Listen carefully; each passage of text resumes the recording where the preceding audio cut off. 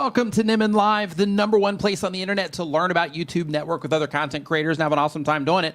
My name is Nick, and today we are answering your YouTube questions. And when I say we, I mean myself and my brother from the same mother, D. D, how are you? How was your week, everybody? How was your week? My week was fantastic. Mr. Nimmin? Yep, my week has been absolutely fantastic. Enjoying everything, having a good time. Yep. We got some interesting YouTube news and some YouTube updates. The updates aren't too interesting, but the information coming from Neil Mohan, YouTube CEO, about their plans for YouTube in 2026. Definitely some interesting stuff, there. So we'll go ahead and hop right into Before we hop into that, I want to say hello, everybody in chat. David Matney, good to see you. What's up, man? Hope you're doing great. Chantel, good to see you. I want to sprinkle Home Rapid Repair. Larry, I want to sprinkle some ads on all of you who don't have YouTube Premium right about now. Just sprinkle some ads, a little bit of ad stuff. Yep. Let's go. Love it. So we got a nice handful of YouTube news here. So the very first thing is we have an update to the YouTube mobile app. In the main YouTube app, they're simplifying our path to get to our content. Now in the YouTube tab, if you click on your videos in the U tab, if you click on your videos, it's not going to send you to your channel page where you can manage your content. They also made an update to the settings where they call this an improvement. What they did is they actually made it so now you have to click something extra to get to your settings instead of it just showing the list. And as a part of this, which it makes sense in terms of them focusing people on something, since they are only focusing on a few things. One of them is to tag products. But if you're somebody that tags products like Larry over at Home Rapid Repair, for example, then in that particular case, when you upload on mobile, this is going to make that side of things easier for you. So that particular thing is definitely a win. Now, the next bit of information that I have for you here is Neil Mohan, YouTube CEO. He released his yearly statements about what they're working on for YouTube in 2026, kind of what's going on, right now with YouTube, that sort of thing. And I'm going to give you the cliff notes because there's been, a handful of videos that have been put out about this. They have a blog about it. But for those of you that don't, care about reading all that stuff, this is going to get you through with what you need to know quickly. So the very first thing is that YouTube creators are the stars of media now, and YouTubers are doing cool things like buying studio-sized lots in Hollywood to introduce new formats and shows to YouTube. My take on this is that with the rise of YouTube TV, it's made a lot of that possible. In terms of people thinking, not just I'm making videos for YouTube, but now because people are watching YouTube TV, and it's really the TV now, so because of that, I have the ability to be able to make actual shows if that is something that I choose to do. So I think that's a really cool thing. But it's also important to remember as a part of this, even if you're just getting started on YouTube or if you're trying to figure things out, it's important to remember that these sorts of things are possible if you choose to pursue them because YouTube is the TV now. So because of that, if you are somebody that does have, a big vision for what you're trying to do, all of that's possible now, which is pretty great. In addition to that, they mention how YouTube is growing in every available format and how Shorts views are over 200 billion views per day. And that this year, they're going to be bringing more variety to Shorts by integrating different formats like image posts directly into the feed, making it easier to stay connected with your favorite creators. They also are heavily investing in music, and that they've also mentioned that YouTube has been the #1 leader in streaming watch time for 3 consecutive years now, which is pretty cool. In terms of, they're crushing. They're crushing, and as content creators, we also, get to tap into all of that and benefit from it. And they also mentioned that they'll soon launch fully customizable multi-view and more than 10 specialized YouTube TV plans spanning sports, entertainment, news, all designed to give subscribers more control and make YouTube more money. In the YouTube Kids world, they're going to be doing more to give parents more control over the content their kids watch. I think everybody sees that, coming and tightening. And this isn't really about the changes that they're making, but it is interesting to note that YouTube has paid out over $100 billion to creators, artists, and media companies. And this success fuels economies. In 2024, the U.S.'s YouTube's ecosystem in the U.S., YouTube's ecosystem contributed $55 billion to the GDP and supported more than 490,000 full-time jobs as creators built businesses and hired employees within their communities, which is pretty incredible. In addition to that, they say that this year they'll continue to invest in different ways to earn on YouTube, from shopping to brand deals to fan funding features like jewels and gifts. They also mentioned that they're working hard to turn YouTube into a premium shopping destination. And a cool part of this shopping experience is that people are soon going to be able to buy everything without leaving the YouTube app. So you're going to be able to do the full thing directly inside of the app, which is cool. They're also giving creators new tools to make the partnerships with brands successful, like the ability to add a link to a brand's website in Shorts or swap out branded segments once a deal concludes. So they mentioned this particular thing, quite some time ago, about having the ability to basically make your own ads and insert them into your videos and remove them over time. So they're continuing to build that up. I'm just looking forward to the release of that one. But basically what this does is it transforms your back catalogs into recurring revenue streams for any videos that are still getting views. It gives you the opportunity to sell advertising on those views, which is great. And you can do that individually, right? So you're not going to have to do that, with YouTube. You're going to be able to do that individually, which is great. But when it comes to AI on YouTube, which is a hot topic, as always, on average, more than 1 million channels use their AI creation tools daily in December.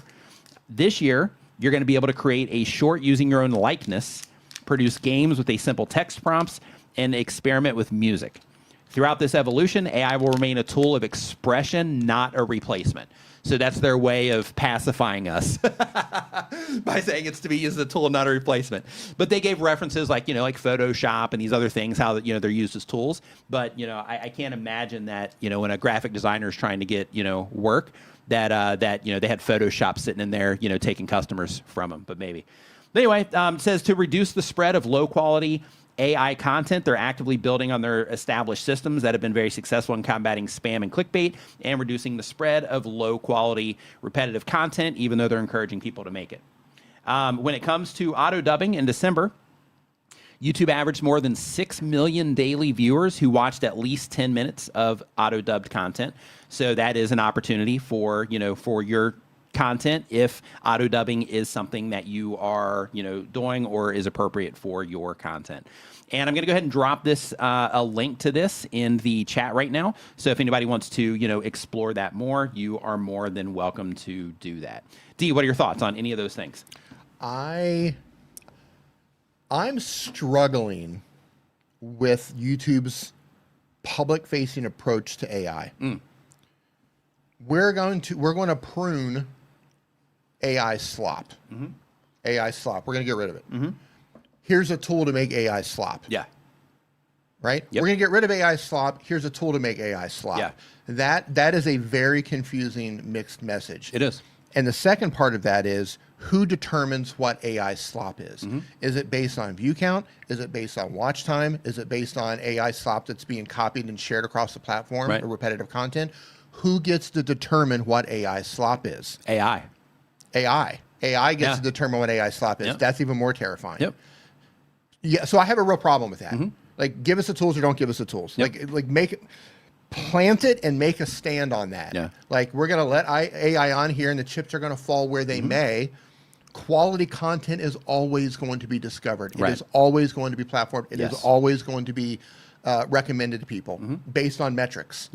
Poor quality content is always going to sink to the bottom of the sea. It has always been that way. The fact that it's made by AI doesn't change that. What AI can do is bulk upload. I see some people like, oh yeah, I'm uploading like 10,000 videos, short form videos a day using AI. Yeah, get rid of that stuff. Bad content. Yeah, I think those types of things is when they detect that. I think that's where like the spam, qualifying it as spam, comes into play. Bad content, and I say bad in terms of people don't respond to it. Right? That's how I would judge poor quality content. Does an audience respond, yes or no? If the answer is no, it sinks to the bottom of the sea. So who gets to determine slop? That's what I have a problem with. The viewers, I guess, essentially. The viewers of YouTube. Okay, but where does that end? Well, AI slop means that the watch time is poor and the views are poor. Well, what about human slop? Anyway, I just think it's a weird stance. It is. I mean, to be fair, we are just, floating the boat out into uncharted territory on 100%. this. So because of that, I'm sure there's going to be all kinds of weird things that we're going to be going through. 100%. Yeah. Listen, I'm glad that they're giving people the tool. I just think that messaging is really confusing. Yeah, I agree. Because if you don't know how to prompt AI properly, you don't know how to tell a story, you don't know what good is, you can't determine if their tool makes slop or not. Right. So you're contributing to the problem of AI slop by giving people a tool who don't know how to use AI to make more slop. Yep. That's just like a crazy position. Everything else I'm cool with. I think, the fact that they're, going to connect shopping. I'm personally not going to buy anything through YouTube. I'm going to go straight to Amazon or another service. Fades to you being like, man, these YouTube shopping experience is amazing. Right. Yeah. But I think it's cool. Yeah. I think it's great too. Anything like that where content creators can make more money, it opens up more opportunities for them. It makes the experience more seamless for people so that they get more comfortable doing it, which will then in turn, keep content creators making more money. Yeah, I think all of that is great. Here's my concern. My concern with we're going to do everything in platform is, and I know I'm not the only one because I know people talk about this. I am worried that there's going to come a point where they're like, you can't put descriptions or you can't put links in your descriptions anymore. Yeah. Right? Oh, you want to link out to products, you have to do it through YouTube. Through our products. Right. I'm really worried. Yeah, just like they did with Shorts. Just like they did with Shorts, right? But for your safety, because we don't know what those links contain, because of this AI problem. Because of this AI problem that we helped create, we don't know if these links are safe anymore, just like they did with Shorts. So we're removing descriptions. So we're moving links in the descriptions. Or descriptions entirely. Right. Yeah. Now, that's kind of a doom and gloom it scenario. And we'll see how it goes. They're holding it together right now. But because they did it with Shorts, I'm like, okay. No, whoa. They're willing to do it. They're willing to do it. Exactly. Yeah. Where's the line? They're willing to do it. Yep. They're willing to do it. So because of that, I'm just like, hey, Marco, how you doing, that's man? Funny, Marco. Hey, Tish, how you doing? So yeah, some interesting things coming out of YouTube there. I think when it comes to AI that's not AI content in terms of like their Ask Studio and things like that. I think all that's awesome.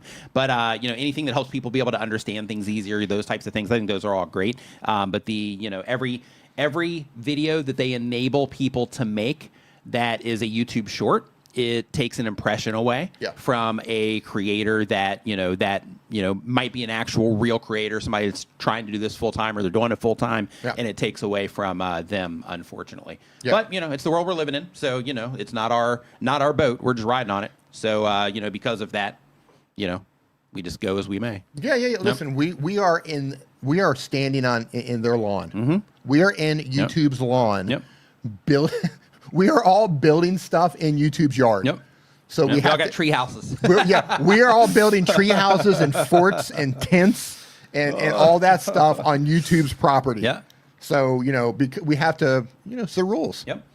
Okay, and in addition to that, some more stuff that we have for you here is that let me bring this to your attention as well. So for those of you that are using the Creator Dashboard browser extension that we made, if you're not familiar with this, this is a extension that turns your new tab in your browser to where when you hit the plus icon, instead of it just showing the Google logo in a search box, you've still got the search box, but you have all this other additional cool stuff where you can, you have your channel, all these quick buttons here that will quickly get you into very specific parts of your YouTube channel right here. Over here you have YouTube creator news and some educational content. You got the search area, you have daily quotes. Over here you have different time zones if you want to do that, or you can have it as a single clock. To-do list, a place to plan out your content so you know what you are publishing. And also, in addition to that, you can monitor up to 18 different YouTube channels, and when they upload a new video, then you'll see it right here, which is cool. But the things that have been updated for this update is that if you're currently using it, and this is going to be important to Tuber School students as well, because this is part of like our research that we do where we're actually like looking at channels and stuff. But basically here, for those of you that are currently going through the research part, so we've added the option over here on the right hand side to be able to copy titles, which is pretty cool. And when you're looking at the popular videos of the last 90 days, and this is my friend Jevin Dovey's channel, our friend Jevin Dovey's channel, by the way, great content creator. Make sure you check him out. But when you're hovering over the thumbnails, now you can see a larger thumbnail as well. So instead of it being small, you can look at it and try to think like, hey, why did people respond well to this, which is great. In addition to that, you also have the option, if we go over to the video watch page of YouTube over here in this side area, and I'm not sure if this changed, it did, okay, great. Then over here in this side area, you also have the option now where it has the title character count. So if you are going and looking to see, you know, how long people are writing their titles and all that, we added this new feature in here where you can now see that at a glance without having to take this and paste it into tools like online character count and places like that.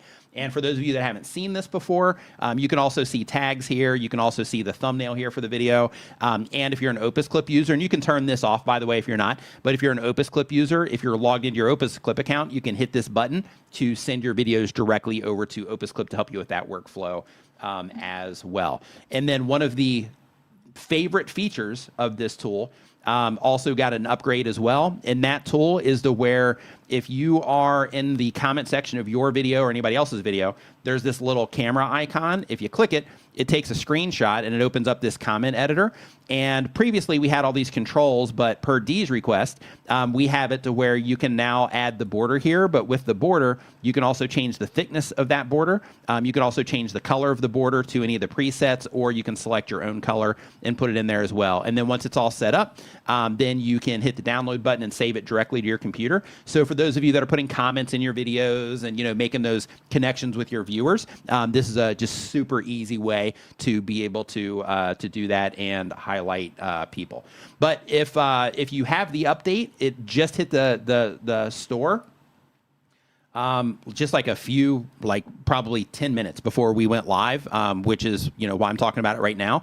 And if you have not seen that before and you're interested in it, you can go to creatordashboard.com and check that out for yourself. Keep in mind, there's a little bit of a technical setup because it's a free tool. And in order to keep it free, you have to add your own API key in there from Google. Sounds complicated, but it's not. There's a quick video. It'll take you like 2 minutes to set up. Once you set it up, you only have to do it once, and then you don't have to worry about it anymore. But you can find that at creatordashboard.com if you have not seen that yet. Yeah, it's pretty easy to set up. Yeah, when you originally sent it over to me, I was like, oh my goodness, setting up an API key. Yeah.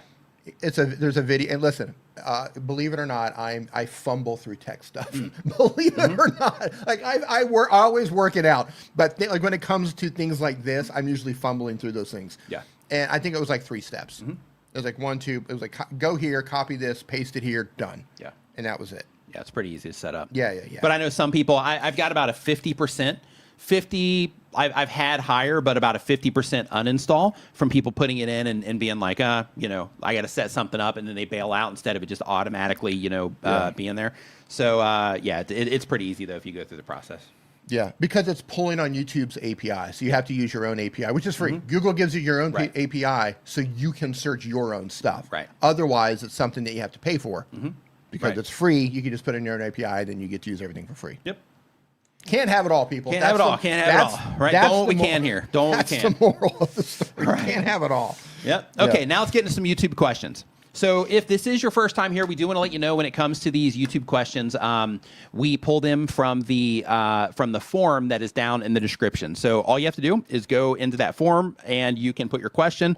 It's going to put it right into the queue here, and we'll get it answered here on the stream. If you're watching this on somewhere that's not YouTube, to where you can't access the description, then all you have to do is go to nickniman.com/ask, and then that will redirect you to this form, and then you'll be able to do the same exact thing, and we'll be able to answer your questions as well. And when it comes to the questions, you can ask a question. You can ask for feedback on your YouTube channel. We don't look at videos, but we look at thumbnails, that kind of stuff. So if you want any feedback or anything like that, this is the place where you can get that pretty easy here today. And one more thing before we get into that is I do want to let you know that this stream is brought to you by Opus Clip. Opus Clip helps you quickly get clips out of your content so you can repurpose them to multiple platforms so that you can use them on YouTube to kind of fill in the blanks if you're having trouble with consistency, that kind of stuff. But you can repurpose your content in just a few clicks. You can even schedule them to be published directly out of Opus Clip as well. But this is a great way to expand your reach if you're busy and you know that you should be publishing on other platforms, but you don't want to do it. This is a great way to solve that problem. I have a whole other YouTube account to where we just publish daily clips over there from these live streams, so you can use it for that kind of stuff too. But you can try that for yourself at opusclip.com, or if you want to hook me up with an affiliate commission, you can go to tryopusnow.com, as you'll see right down here on this sign. Okay, so now we'll go ahead and get into the questions. Yeah. So the very first question here is the word duck is the name of the channel here. And they upload 1 time per week or more. They've been on YouTube for less than 6 months. The type of channel is about game development. That's cool. The goal of the channel is to be a full-time content creator. And just again, if you are wanting feedback, or if you have questions, make sure you put it in the form that's down in the description of the video. And they mentioned that the question is, I'm in the middle of deciding on the main content for my channel, and isn't it too late while having under 100 subs so I won't screw up the algorithm? No, you're fine. Like, you have plenty of space right now. Like, you're pretty much, getting rolling with what it is that you're doing. And if you are, kind of fumbling around right now, you're not really sure what it is that you're making for the channel, but then you find something, you're like, oh yeah, I this is what I want to do. Then that's where you double down on that, right? And you start going in that direction. But the path that you're currently taking is really common when it comes to YouTube. A lot of people start channels. They know they want to make videos, but they don't really know who it is they want to make videos for, what they want to get known for, like all those things. And because of that, they just kind of stumble through that process of trying to figure out what it is that they want to do. And that's perfectly normal when it comes to YouTube. But when you have something to do a lot better, or if you find something that you're really interested in, that's where you grab that and you're like, okay, this is the direction that I'm going to go in. Next. I just realized my mic was off. Was it? Yep. Oh, okay. All right. Well, welcome back, D. Not the entire time. Yeah. Oh, okay. Okay. Beanie could hear that I was eating something, so I killed my mic. Good ears, Beanie. Beanie must have headphones on. Or I eat like a horse. Yeah, a little bit of both, maybe. Yeah, a little bit of both. A little bit of both. Mm-hmm. Yeah, a little bit of both. In case you're wondering, Beanie, it was a Chia Chew little shout out to Chia Chew. Yeah, shout out to Chia Chew. Send us a big box of those. Send us a big box. If you wouldn't mind. Free advertising right there. Yeah. Okay, so next up we have Gardening with Bear Brown. Gardening with Bear Brown, they upload 1 time per week or more, been on YouTube for a year or more. They do educational content. The goal of the channel is also to be a full-time content creator. And the question is, hello, Nick and D. What's happening? Well, hello there. Says, someone copied over 90 of my shorts and put them on Facebook under the channel name and did not give me credit for any of them. What should I do? What would the Nimmin brothers do? Thanks. Yeah, so you can submit what's called the Nimmin brothers do? This is a D question right here. So in terms of copyright related stuff, so you can go ahead and take this one. So they took 90% of your shorts? No, they took 90 of their shorts. They took 90 of your shorts and they put them on Facebook? Yep. Okay. I'm not a big Facebook guy, but Facebook will have a location on there where you can fill out a form for copyright infringement. I don't know where it is. I can't walk you through it. You're going to have to search for it. You might have to Google for it, but they will have an option in there so you can report something for copyright infringement. That being said, I have seen countless people complain about Facebook not taking action when they receive a copyright. Here you go. Got you covered. I'm dropping it in the chat right now. You found it? Yep. Yeah. Apparently, they don't enforce the laws that they're supposed to enforce. This is the problem with a lot of these big companies. Google does it, Facebook does it. A lot of them do it to where they receive notices that by law they're supposed to take content down, and they just ignore them. Yeah. And they know that what are you going to do? Sue them? Like, you better have a lawyer ready to pick that up in deep pockets to fight them. Right. You're probably going to lose. So yeah, they do have a form that you can fill out, and good luck with that. Sometimes they act, sometimes they don't. Yep. One thing that you could do, and I don't know what type of content that you're making, and I don't know if you are in the video or not, your face. You could, if they won't take it down, you could reach out to that person and be like, look, right, if Facebook won't help you, you could reach out to them privately and say, look, you're posting my content. Can you at least let them know the YouTube channel that it came from? Can you at least put a link to my channel, or can you at least let them know the name of the channel? So if they want to see more, they can come to my channel. I've seen a lot of people broker deals that way with people who are stealing content. When the platforms don't act, try to work out some sort of deal. Like, look, if you're going to take it and I can't take it down, at least try to send some back my way. Yeah. So that's a secondary approach that you can take on that. Hope that helps. And if that doesn't work, Yeah, and technically you get lawyers involved and like do all that stuff. Like how bad? Yeah, like you know, how bad do you want it? How bad do you want it taken down? Yep. You could also try doing things like, you know, at 15 seconds in, 20 seconds in, you could put like the handle to your YouTube channel on your short. Yeah, where you kind of give your own self credit in the videos right. in order to, Right, I see that a lot where people post something on like X, for example, and they say, where did that come from? People are doing that with merch now too. Like you'll see like some people, handle? Like people will do it, you know, where they'll have like their channel name or their handle or whatever it is, or their brand, you know, on their shirt. Yeah. Other people that are doing podcasts and stuff, they're putting like big obvious things, like obnoxiously obvious, you know, like mic flags and stuff on there. Yeah. So that when people do steal their stuff, it, you know, kind of all roads lead back to, you know, them in some way. Yeah. So as a third option, consider watermarking your content some way. Okay. And you could also have Doug Houston pay him a visit. It's like a worst case scenario. I wasn't going to recommend calling a guy. Yeah. Because it's your show. Yeah. And I don't want you to be demonetized in any way, shape, or form. Right, for sending Doug over there. But if this were my stream, that would have been option number one. It's like, call Doug Houston. Yep. AKA the hammer, AKA the cleaner. Yeah. Get him over there. Yeah. Taking care of business. Yeah. Yeah. So next up on the list, we've got KRDP Outdoors.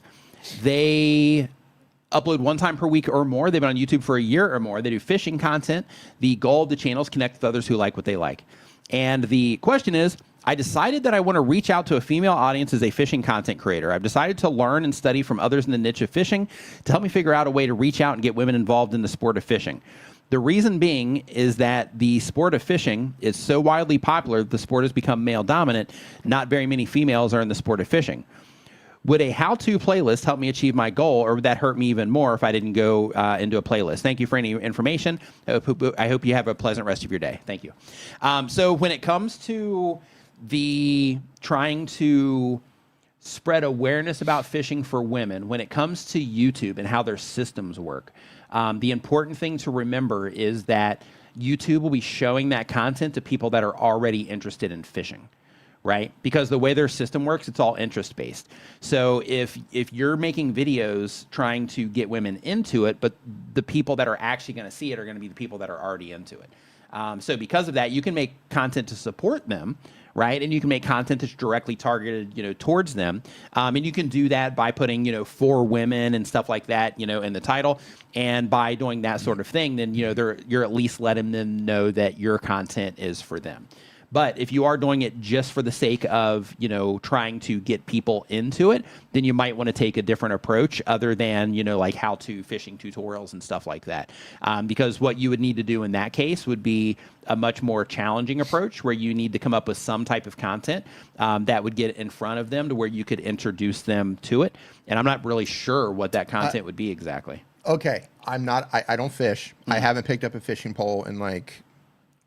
My wife fishes. 40 years. Yeah. Oh, yeah. Asians fish. Yeah. Over here. They will fish. Yep. But my because I don't fish, I've never even entertained the idea of trying to think about fishing from a gender perspective. So my question is, in addition to what he said, in terms of, you know, they'll put content in front of people who are interested in fishing. My question is, would your videos be any different targeting women than if you were targeting men? Like what would be different? What would be different? And excuse my ignorance on this because I don't fish. Would there be anything different? Are there events that are for female fisher women? Whatever it's called. For female fisher people. I didn't know what to call them. We got to be careful here. Right? We got to be careful. Listen. The they-thems with the poles. I don't know what you call them these days. But but is it going to be different, right? Do they have events for female fisher women or fish people? Fish people. Yeah. I hate having to walk on eggshells these days. No, but you know what I'm trying to say. What would be different about it? Because that's what I don't know, and that's going to be the question that you have to answer. You know, because if you can reach out to both audiences, you're going to have more success than just trying to target one, I think. Right. And I could be totally wrong. But if you want to be a resource for women, I mean, that that's definitely a really a very dialed in position for your channel. Yeah, I don't know. So Fisher women. I need to Google this. Yeah. All right, I got to. So while he's doing that, so one thing that you could do in terms of like in a roundabout approach, if you're trying to get more women into it, is if you hop up into YouTube search. I just looked for hobbies for women, and right out of the gate, we see hobbies for women is something that people search for. Hobbies for women in their 20s, 30s, 40s, 50s, 60s. These are all things that people search for. Hobbies for women at home, which wouldn't apply to the fishing crowd. Attractive hobbies for women, whatever that means. Good hobbies for women, craft hobbies for women, hobbies for retired women, fun hobbies for women, which fishing might fall into, depending on the person, I guess, and hobbies for older women. And that's just, one quick, basic search there. But the idea would be to, make a channel of, like, if you're trying to spread awareness, is to catch those types of people that are looking for those types of solutions and present fishing to them, right? So if you're going to do something like that, that would be the approach that I would take versus making fishing content for women for the sake of trying to get them into it if they're already into it, right? So again, supportive content, I think that's a win. But in terms of the content that's going to actually get them into it, not yet. So I have something to share. They are in fact called fisherwomen. Oh, okay. Fisherwoman. Learn something. It kind of made sense that you would call them fisherwomen. Yeah. Right. Mm-hmm. So there we go. We learned something today. Yeah. There we go. I never even considered gender when it came Not to either. fishing. Yeah. It's just you fish or you don't. Yeah. Right. Right. Yeah. I think a lot of things are that way, really. Yeah. Yeah. Yeah. Because Mm-hmm. But interesting. Something to think about. Yeah, Jive Dancing says, which lipstick is best when you fish cod? Right, yeah, that's what I mean. Like, I would never say that, but good on you, though. I'm glad you said it. Yep. No, I just don't know what, I just don't know what would be different. Yeah. Like, do they make polls differently? Right. How we got here, Genealogy says Fisher folk. Hey, Fisher folk. I really like quick, that. man. Glad to see that you are on the mend. I'm not going to, say publicly because I don't know, the thing. But Hope hey, you're feeling better, glad man. that you are. Glad that you're feeling better. Fisher folk.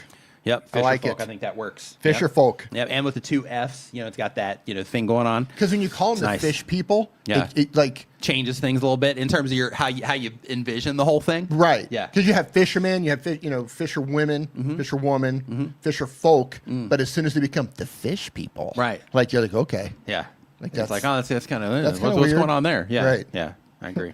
All right. So next up on the list here, we got Indie Games Radio. Indie Games Radio uploads one time per week or more. They've been on YouTube for less than 6 months. They do 24/7 live streams featuring indie game trailers and the lo-fi music. The goal of the channel is connect with others who like what they like. And they say, just recently started this channel after having the idea for a while. Not sure if I'll find an audience out there, but would really like your advice on what you think of such a 24/7 live stream, if it could be successful, or do you think it's a bad idea? So when it comes to content being put on YouTube, especially when you're trying to do something, unique like this, I don't think there are any bad ideas that are not worth an experiment. So just right out of the gate, I think that, with you even trying to do this, I think just trying to do it is cool. There are a couple things, and some people, won't necessarily care about this, and others will care about it. But if we look right now, like at your thumbnail, it's definitely it's super obvious that this is an AI, an AI thing, which then suggests that, the thing that's actually behind it might also be AI as well. Yeah. So because of that, I would try to either use a higher quality AI model that will create something that looks a little bit more realistic in terms of it being something related to the game versus, what it is that's happening right here. So, but I do think that it is good, though, that you are experimenting with something, and I'm not sure how it's going to go for you.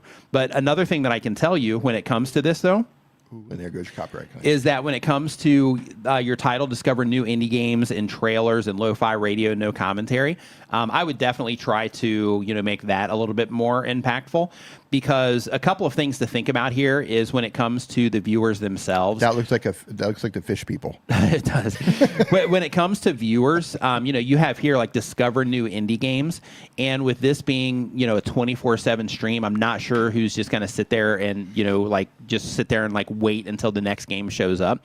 So because of that, framing it more around the music and then using that as kind of a path to possibly introduce people to the games might be the move. Keep experimenting experimenting with what it is that you're currently doing. But I'm not sure if there's anybody here that watches indie games content. Maybe you can give us your thoughts on this.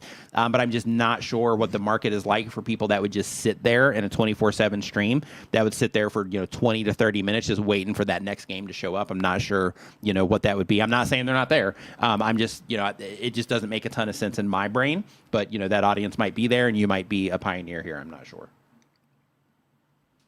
Yeah, you never know. Yeah. Yeah, and I agree. There are no bad ideas. Right. Just give it time, see how it works out, and then go from there. There could be ideas where there isn't an audience for that idea. Those do exist, but that doesn't mean that you shouldn't try it to some degree.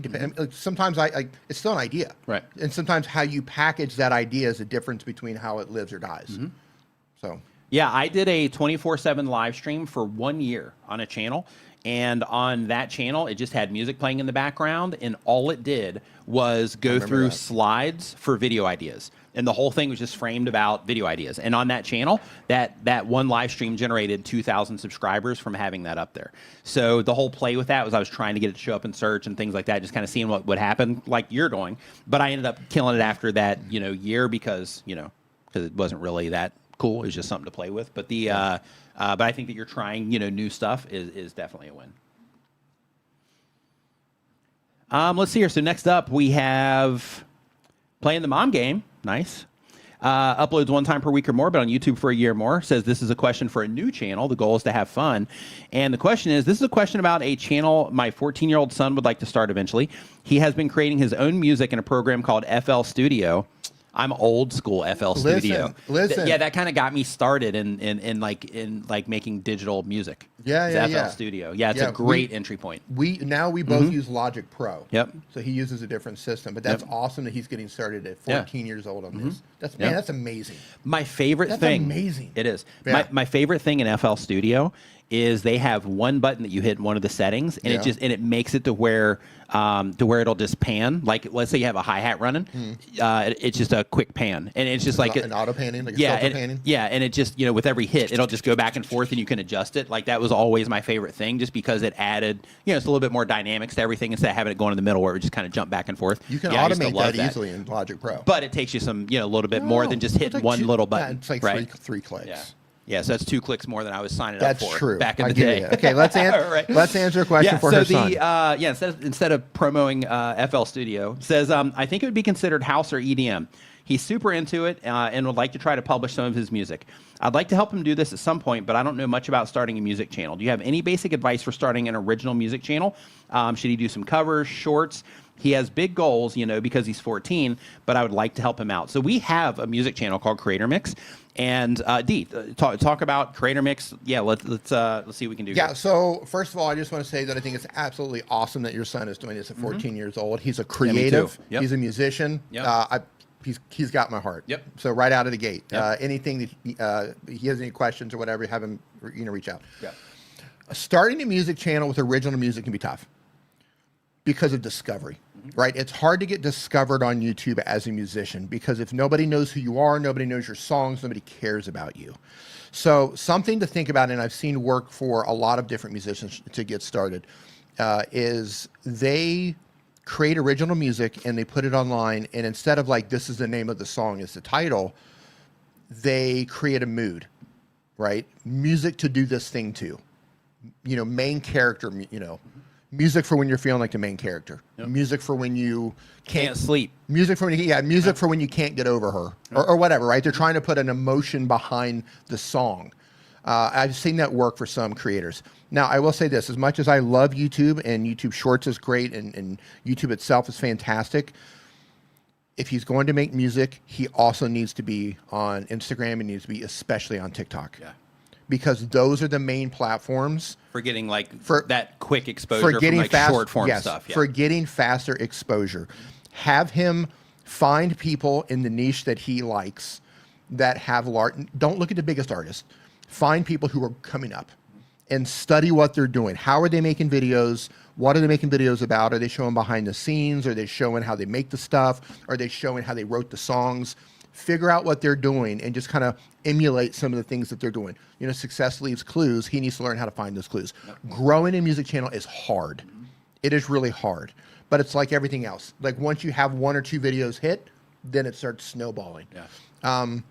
When it comes to distribution, he can use something like DistroKid or TuneCore. Yep. When you get to that level, hit us up. We can let you know how that goes. Yep. But nobody's interested in an unknown artist with an unknown song name. It makes it almost impossible to discover. Exactly. So just think in terms of discovery, and just let him know he has to be on those other platforms. Mm-hmm. He has to be making YouTube Shorts. He has to be on Instagram. He has to be on TikTok.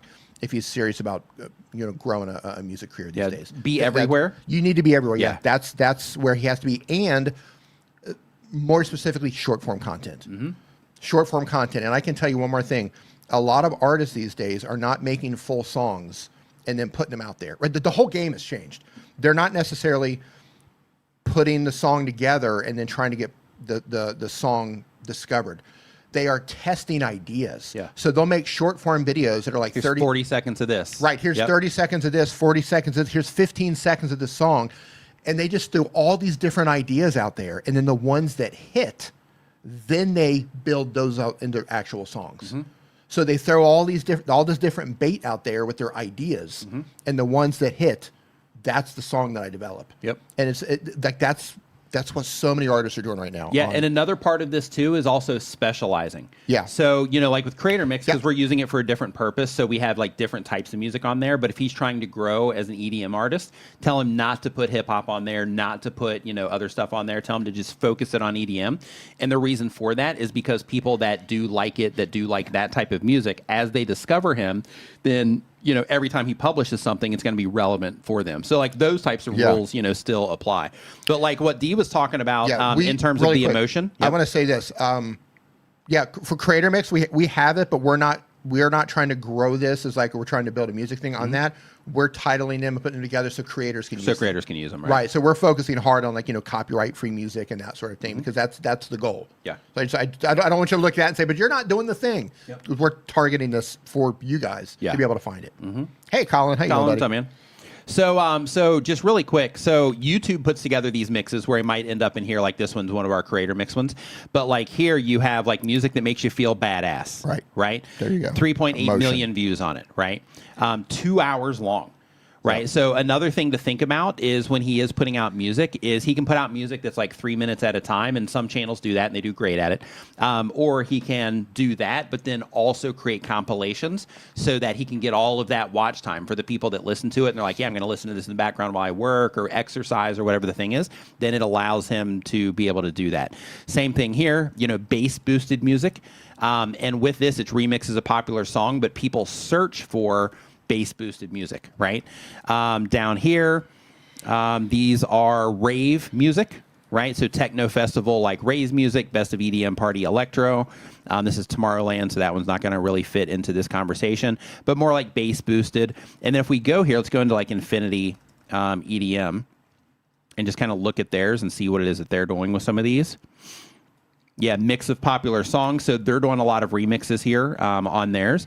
So one thing that I would have him do, because you're in tuber school, so one thing that I would have him do is give him the niche research workbook and have him go and do all of that on some of these EDM channels.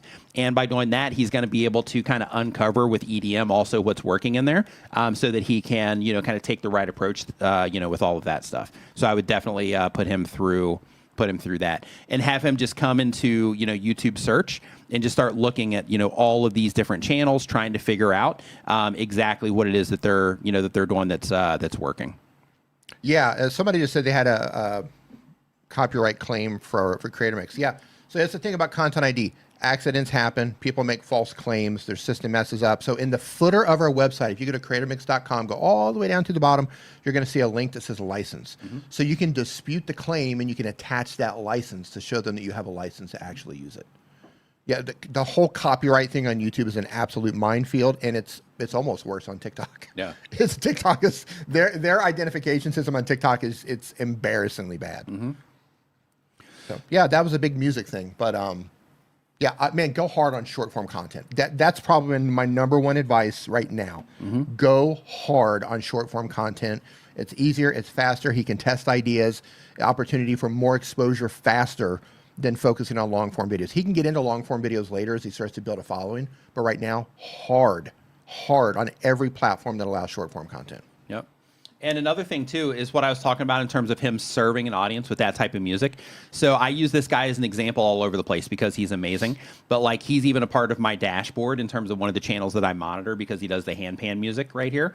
And in this particular case, because he always does that on his channel, I know that when he publishes something that I'm going to love it, and because of that, I've even added him in here on a channel that I monitor because I love it so much. So because of that, just make sure that he is, if he's going to do EDM, that he has a really strong focus on that, so he can become a resource of music for people that love EDM content. Yeah. Let's see here. Oh, hey, thanks for the super chat, Joe Remnant. Says, I hit 2 years on YouTube, January 11th. Wanted to thank you both for all the help and guidance. Journey's just getting started, but my community is growing, and it led to a really solid side gig. Awesome. Love it. Congratulations to you for your first 2 years on YouTube. Love it, love it, love it. Hey, Chris, good morning. Hope you're doing great. Okay, so next up on our list here, we have Harsh Language Podcast. Harsh Language Podcast says that they upload 1 time per week or more. They do movie reviews and entertainment discussions. And the goal of the channel is to be a full-time content creator. And the question is, I feel like despite doing everything right, good titles, thumbnails, hooks, etc., we're really struggling with growth and engagement. I've reached a point where I'm struggling to identify where else I can improve and how to put those improvements into effect. Would love some advice. Okay, so let's take a look at what it is that you are doing here. Give me just a second to get this set up.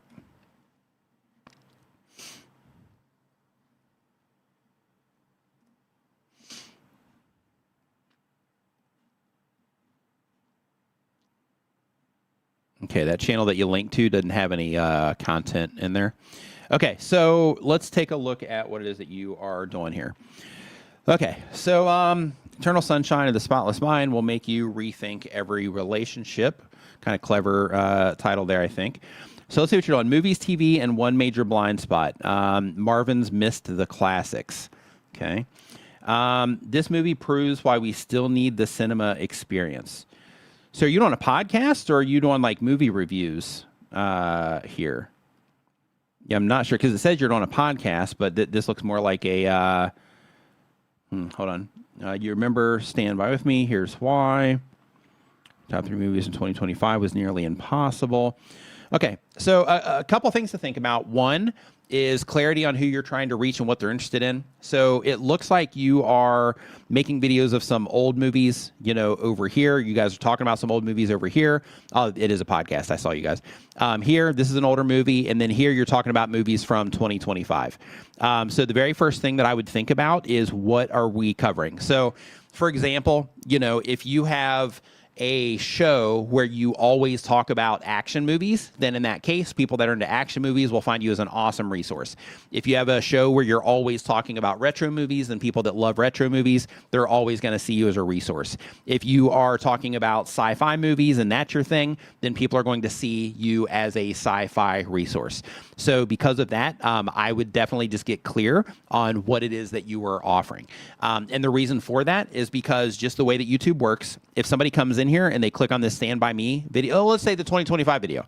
Let's say the people that came in here for this, top 3 movies of 2025, for the people that came in and watched this video, because they're looking at, recent movies, when you publish this video about Stand By Me, they may or may not care about this. If they don't, then they're not going to click on it, which is going to tell YouTube that, hey, they enjoyed this one, but they don't really care about this. And then you publish this other classic movie, which is a really good movie, by the way, publish this other classic movie on Eternal Sunshine of the Spotless Mind, and this same crowd may or may not respond to this as well if they're watching more modern stuff and don't care about this. So this could be for, an older demographic or a younger demographic. Going to be for a demographic that's a bit older that even know what these movies are in the first place, right? So because of that, I would get clear on exactly who it is that you're trying to target with your content so that you can make sure that everything that you publish is for those people.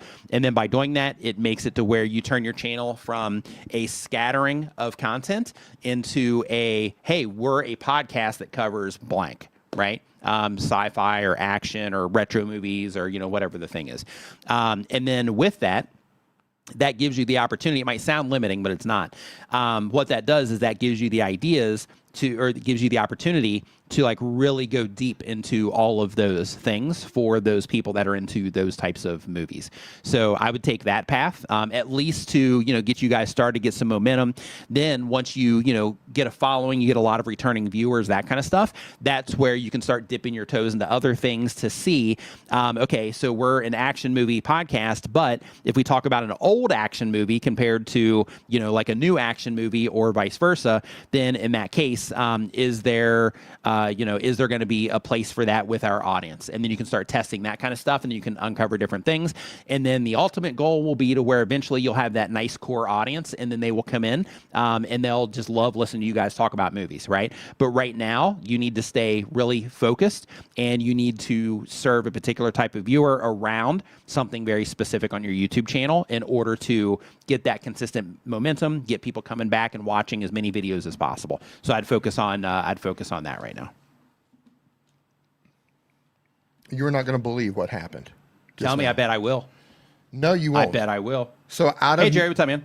Out of nowhere, and I took a picture of it because I know you wouldn't believe me. And I have to show you this because I know you're not going to believe me. I am going to believe you. So you're just sitting there, and then look what just opened on its own. No way. Yeah. You're right. I wouldn't have believed you. Yeah, I'm just sitting here in Vegas Video Pro, the video editing software that we were trashing earlier today. We were actually talking some smack about and that. By the way, don't ever use Vegas Pro. It just opened on its own. Yeah. I'm surprised you even still got it in there. Get that stuff off your. It's probably why the computer's slow sometimes. Probably get it off there. Yeah. That's really it just popped up by itself. Oh, it's not incoming. It's happening right now. It's happening. Oh no, this is a derail in progress. Yeah, this is it right here. Yeah, this is a derailing in progress right now. It's happening. You are experiencing a we're derail. right in the middle of it. Yeah, we are right in the middle of it. We're closing into the end, but we're still we're still in there. And derail over. Harsh Language Podcast. Okay, so we already did Harsh Language Podcast, so we'll move on to the next one here. So we've got some guy called Jay. Hey Jay, what's up, man? They upload when they have time. They do gaming content. The goal of the channel is connect with others who like what they like. And the question is, hey, Nick and D, what's going on? Hope you're doing great. It says, my most recent videos stopped getting impressions. Is there any way to save it? Or should I just take it as a learning experience and move on? So if you're not getting any impressions currently, then what I would do is I would go and I'm just going to see what it is that you're doing really quick. But one of the things that I would do is I would go in and make sure that your titles are optimized for something, whatever that thing is, if it's your game or, whatever it is. So here you say, why fans love Sonic Racing Cross Worlds. Okay. So with this video, a few things. So you haven't published in a month. Okay. So, yeah, so you don't publish that much. So you have a video 5 months ago, 4 months ago, 3 months ago, 2 months ago, and a month ago. So right now, with the type of content that you're making, that's going to be really challenging unless you have really high response content in terms of keeping that ball rolling. Now, of course, each individual video is its own, standalone video, and it can get legs. But you are, because of the big gap between your videos, it's likely that your viewers that have interacted with these videos are also watching a bunch of, other channels that are probably publishing more, and because of that, they're probably, more involved with them.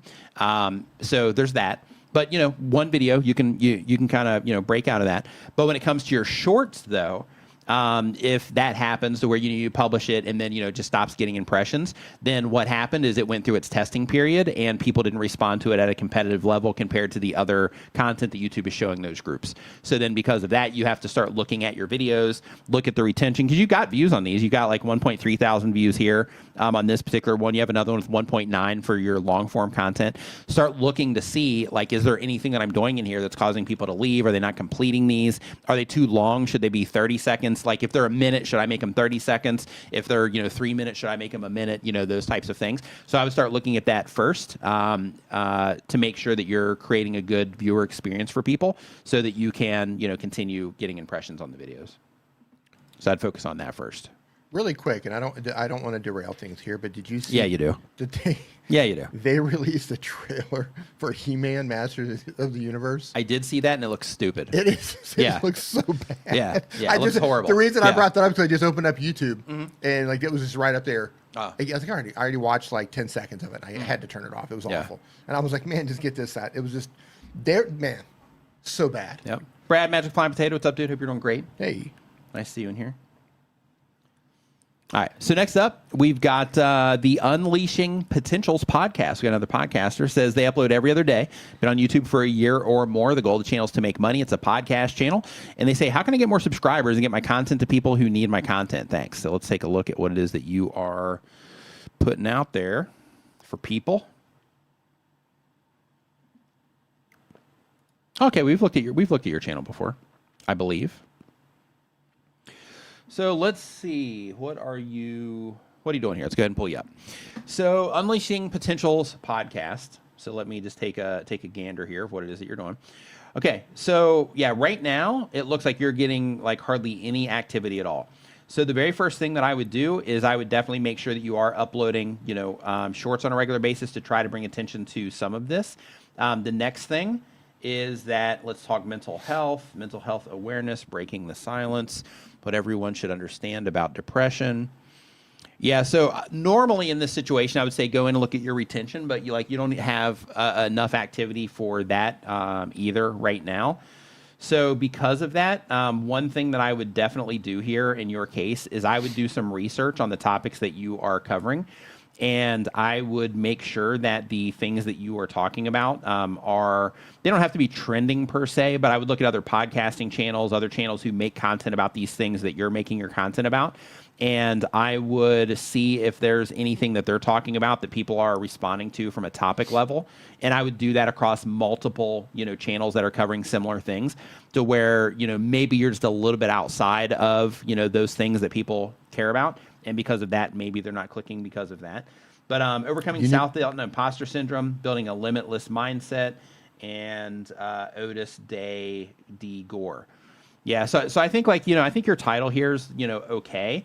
But one thing that I think is a little bit interesting in terms of not being super consistent. Thumbnails. Is the thumbnails, it seems like you're committing to something that isn't working on some of these, but I won't say you're committing because you're changing it up here, which is good for the experiment's sake.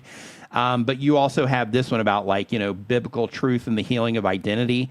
And then over here, you're talking about overcoming self-doubt and imposter syndrome. But you do have self-imposed limitations. So it looks like a lot of mental health, type of, content here. So yeah, I'm going to have to click into this one and just see what it is that you're doing. Here we go. Hi everyone, welcome back to another amazing episode on the Unleashing. Okay. So, when it comes to this, here's a few things that I would do right now because the long form podcast isn't working. Let me just go to your most popular and see if it's ever worked. Okay, so you had one 2 years ago that was over 1,000 views. Okay, so here's what I would do. Right now, you're doing these 30-minute podcasts, and I understand because it's a podcast. This is going to require a little bit more work, but this is what I think that you should experiment with right now. Instead of doing a a full-blown 30-minute podcast, every few days and just publishing that, I would also be publishing shorter form versions of this to where, if you guys have a conversation where you're isolating down to one singular thing, then publish a video about that. So you have your full podcast. 3 minutes long. Yeah, 3 minutes, 5 minutes, something like that, to where you have that, that shorter conversation. I would definitely be, using shorts a lot with this, with Opus Clip or manually, clipping them out, whatever. But I'd be publishing a lot of shorts to try to bring attention to it. But basically, I would do a bunch of those, shorter videos out of this so that you could, try to tap more into each individual topic so that you're not fully reliant on this. I don't know if that's going to work because it's going to be dependent on how people respond to it, how you're packaging it up and all of that. But that would be something that I would definitely try here just to see if it makes a difference or not. Because you're putting out a lot of content, but you're not getting a response at all.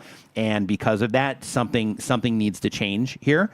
And other things too that I would experiment with. And I know that this sounds ridiculous, but these types of things matter. So when it comes to this green screen that you're in, I think it looks cool. I think it looks interesting, all of that stuff. But experiment with just putting yourself in a normal environment and just see if people respond differently to that, right? To where it's like, hey, here I'm in my living room instead of it being on, with this like green screen or whatever, and just see if people respond differently to it. But I would be doing a ton of experimentation right now on how you're presenting that, and then also cutting out, same with your guests as well, because this just is a weird looking shot, right? But I'd be experimenting with that, and then I'd be experimenting with the actual content and getting out shorter versions of the content as well, so that it's not as big of a commitment. Because right now, you're asking for like a 20 to 30 minute commitment from people when they're not taking it, right? So because of that, I would do tons of experimentation around how you're presenting your thumbnails, how you're presenting these ideas, and I would use the one long form video to be the content that you produce, and then I would clip everything out of that for shorts and for mid form content. So I would start with that. Another thing, there's going to be other mental health podcast channels. Let's see what they're doing real quick. Yeah, while you're looking that up, I'm going to say that I co-sign the idea of testing, and I don't mean testing by like 1 or 2 videos. Like your next 10 videos, find a interesting area of your home or your apartment or your condo, wherever you live. Doesn't have to be fancy, just make sure it's tidy. And just try to be more relatable. And I would also try, when your video starts, don't be sitting there with your guest. When the video starts, you introduce what's going to happen in your video, what the conversation is going to be today, introduce your guest, and then when the conversation starts, then the two of you show up on the screen. Mm-hmm. So you can have some sort of a verbal hook, letting the viewer know, number one, they clicked on the right video. Number two, that you are going to talk about the thing that they're interested in. And you don't want to waffle here. Keep it short, keep it sweet. Right. Then bring in your guest. So those are 2 things that I would definitely test there. Now, before I say what I'm getting ready to say, I do acknowledge that this channel has 5 million subscribers on it. Okay, I do acknowledge that they're talking to famous people, right? We got Paris Hilton here. We've got some other people. So we've got Mel Robbins here. They're talking to famous people. So I get that. However, one thing that I do want you to notice though is here we have I lost myself in every relationship until I learned this. Right. So what they're doing here is they're suggesting, like, here's this problem that I keep running into. And then they're opening up a loop, which is until I learned this. OK, so that makes that more compelling right out of the gate. And in addition to that, it makes you feel like, well, what did you learn? Let me click on this to figure out what it is that you learned. Another thing is look how focused their thumbnails are. Right.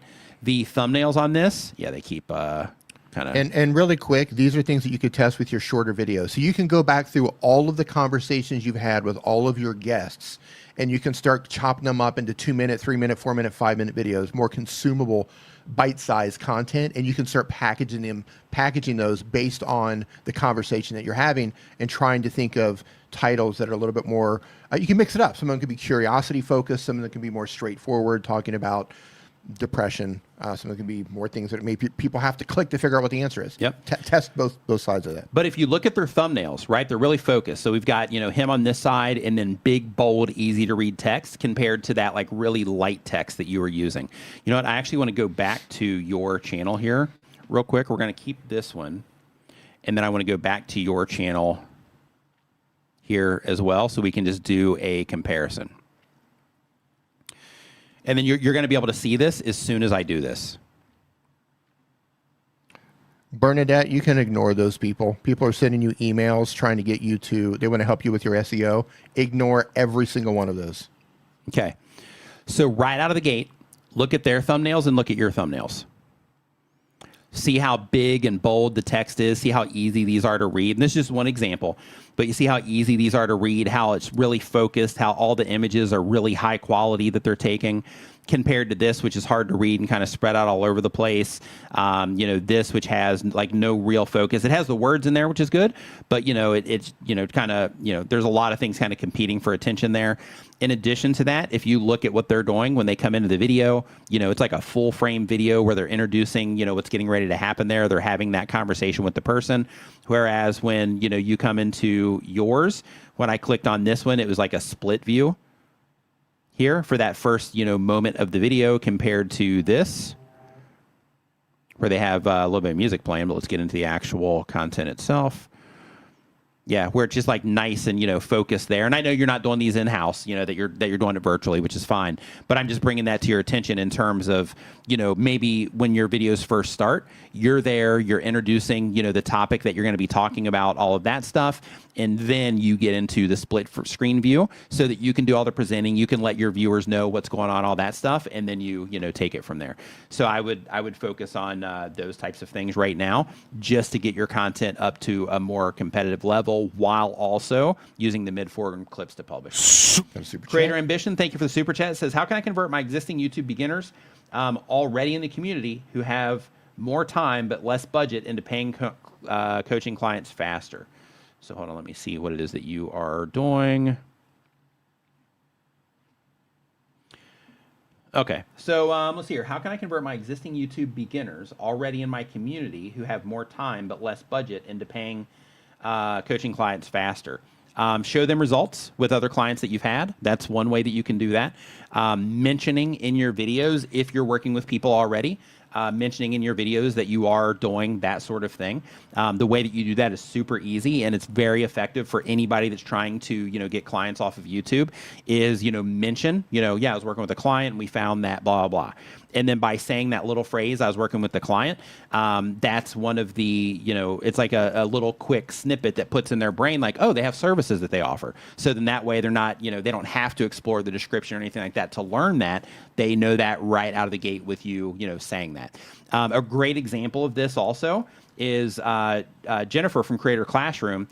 She had a part of one of her, you know, recent videos where she was talking about how she did this like workshop for a, you know, like, you know, group of gardeners or whatever. And by doing that, it positions her as an expert in what it is that she's doing because she's doing those workshops, right? So when you make those little subtle mentions like that, it lets people know that you have those types of things available. So definitely do that.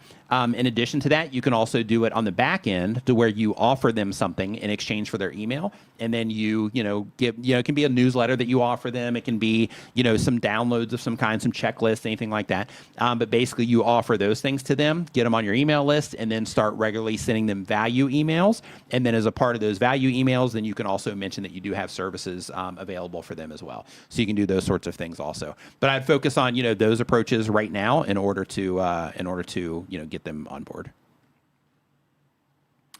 Let's see here. Yeah, so next up. Yeah, I'm going to say this. So I replied in chat, but I just want to say this to everyone watching who doesn't know how to do something. So Bernadette says, and it's the channel we were just watching, she says, I use Zoom to record, but I don't understand how to properly set anything up for my videos. If you don't know how to do something, learn how to do it. Learn how to do it. You can go to YouTube, go to the search bar up at the top and say, how do I do the thing? Mm-hmm. And just keep trying to find, you know, if you can't find a video that you like, reword it, right? How do I set up a video podcast for beginners? Mm-hmm. How to use Zoom for a video podcast? How to set up a video corner in my house for YouTube videos? You know, just think of any way that you could write that out and just start looking for videos and watch videos until it makes sense. You know, every single person, all your favorite creators, I don't care how big or small their channel is, we all start at the same place. And that place is we don't know anything. And you have to learn. You have to learn one way or the other. You know, you learn through books, you learn through watching videos, you learn from having mentors, you learn from paying coaches, you learn from other people showing you hands-on, friends. So you have to find a method that you have to find a method that helps you learn things the way that you like to learn. Yes. Right? Some people maybe don't. Some people work better with coaches. Some people work better like just learning on their own. You know, I learned most stuff through books and through people who were doing it themselves, hands-on. So, yeah. Stay in the Orchard. What's up, dude? Hope you're doing great. We all have to go through it. So really quick, if you are just joining the stream, I do want to let you know that we are talking about everything related to YouTube. So we're answering questions. If you have a question about anything it is that you're doing on YouTube, you want feedback, anything like that, you can go to nickniman.com/ask, and it's going to send you directly to this form that we are pulling these questions from. We don't have tons of questions in here, so if you get your question in there, we will be able to get it answered on the stream today. That includes thumbnail feedback, you know, that kind of stuff too. So if you need anything like that, make sure that you do add it to the form there. Okay, so next up on our list here, we have Shanna Makes It is the name of the channel. They upload daily. They've been on YouTube for 1 year or more. They do crafting, card making. That's cool. Wonder if Little Crafty Nook. She's like, Little Crafty Nook. Oh, he said the link is broken. Hold on. Uh-oh. The salon guy says the link is broken? Oh, yeah, it worked on this end. Hold on. Let me... I'll just drop it into the chat here, make this easy for everybody. Ningan.com/ask. Way to go. I know, right? With your broken links. You had one job, man. Oh, I was trying to type it fast. I spelled my name wrong. Oh. Yep. Yeah, that'll do it. Shame on me, right? Shame on me. It's what I get. Yep. All you had to do was spell your name correctly. Yep, that's the right link. Thanks for bringing that. And that was too much for you. Thank you. I know, right? That was too much. Yep. That's how it goes. Yep. All right, so we're good there. So, okay. So next up on, that's great. So next up on the list here, we have, oops, got to go back to that one. We have crafting card making. They are growing, but slowly. And the question is, thumbnail help, titles, increase clicks. Their job or their goal is to be a full-time content creator. So let's see what they got going on here. What they got going on is what they say. He said he'll be my tech support. Yeah, I appreciate that. You're hired. Yeah. Oh, I don't care what your qualifications are. You're hired. Can you move to Thailand tomorrow? Oh yeah, I forgot to add the N there on the other side. There we go. Took it out. Okay. All right. So let's hear. So let's take a look at what it is that you're doing, Shauna. Okay. So here we go. Valentine Funfold DIY set. Love from Lizzie. Not sure what the love from Lizzie, and then the Spellbinders. Okay. Not sure what these are. Maybe, I don't know if it's a brand or anything like that. If that's something that's going to help your, target viewer identify that this is about something they care about, then leave it on there. If not, then I wouldn't have that on there. But Valentine Fun Fold Die Set. So what you're doing here when it comes to your titles is you are being informative, which is a step in the right direction, right? That's good. But there's nothing really compelling about this that makes this something that you feel like you need to click on to check out, right? So make this Valentine Fun Fold, I don't know what a Fun Fold die set is, but, make this, if it's like a card or something, make this. Brands. It's holding your space, right? Or it's what? Shannon makes it says brands. Oh, they're brands. Okay. Yeah. So Valentine Fun Fold die set, how to use it easily, or, something like that. If it's if it's the name of something that you're going after, but right now, this is like super easy to just kind of glide over. Right. And because of that, I would definitely try to find a way to make these more compelling. So here we have Mixed Media Magic, Wild Violets, and Ladybug dies, and then from Spellbinders. So what you're doing here is you're essentially trying to put 3 different, titles into one.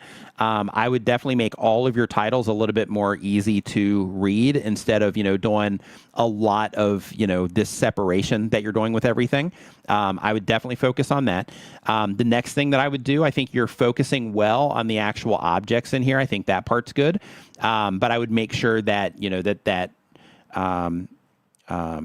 text that you're putting on these, like this big, bold bloom, just make sure that that's, really easy to read, even at a small size. But yeah, I would simplify your titles, and I would try to make them more compelling, because you have like Love from Lizzie, February Kit Unboxing. So like these types of things are okay. It's definitely informative, but there's nothing like super, compelling about this. So because of that, and a lot of this starts at the topic level, right? When you are publishing videos, the very first thing that you should do before, like with your type of content and most types of content, is before you commit to making the video, you should ask yourself, okay, what am I going to use for the thumbnail for this? And how am I going to package this up also with the title? And then start thinking, okay, with this title, is this something that people would be able to easily kind of skim over on a homepage, or that are interested in card making? Or is this something to where people would be like, oh, I got to check this out like right now? because everything that YouTube's showing to people on their homepage, you've got everybody trying to capture their attention right now. So because of that, you have to, be able to do the same. So I would definitely work on that side of things. Now, in addition to that, you do have an opportunity also with some of these, because you are using the brand names and you're talking about their very specific products. So if it is something that people are searching for, then you're doing the right thing here in terms of having the, the brand name and the actual product name, because then, if people search for it on Google, you might show up. If people search for it on YouTube, it might show up. So that's a great strategy. But one thing that I would definitely do is I would add something to it still to try to make it compelling so that it's also appropriate for recommendations, because that's where a majority of views are on YouTube. So if you're wanting, like just the faster responses, then I would focus on that. What are your thoughts, D? Real quick. Oh, you weren't listening? Oh, okay. Oh, okay. Oh, you're recording. Oh, okay. Oh, okay. Yeah, so I would focus on those types of things right now, just trying to make it more compelling there. But those things are challenging. It's part of the part of the thing. But like what you're ultimately going for, and all of us have to do this, is what we're all going for is you want to think about it from the perspective of a viewer logging onto YouTube who's into your type of content. And you want to think to yourself, okay, if the people that I'm trying to reach with this, in your case, it would be card makers, if those people are logging onto YouTube and they're just looking for content to watch, then in that case, I have to be able to capture their attention when YouTube shows my content to them on their homepage or suggested next to another video. So when I have the, just the brand and the product name, that gives them information, which is great, but there's nothing about that tells them, like, is it easy to use? Is it something they should, know about before they, buy it?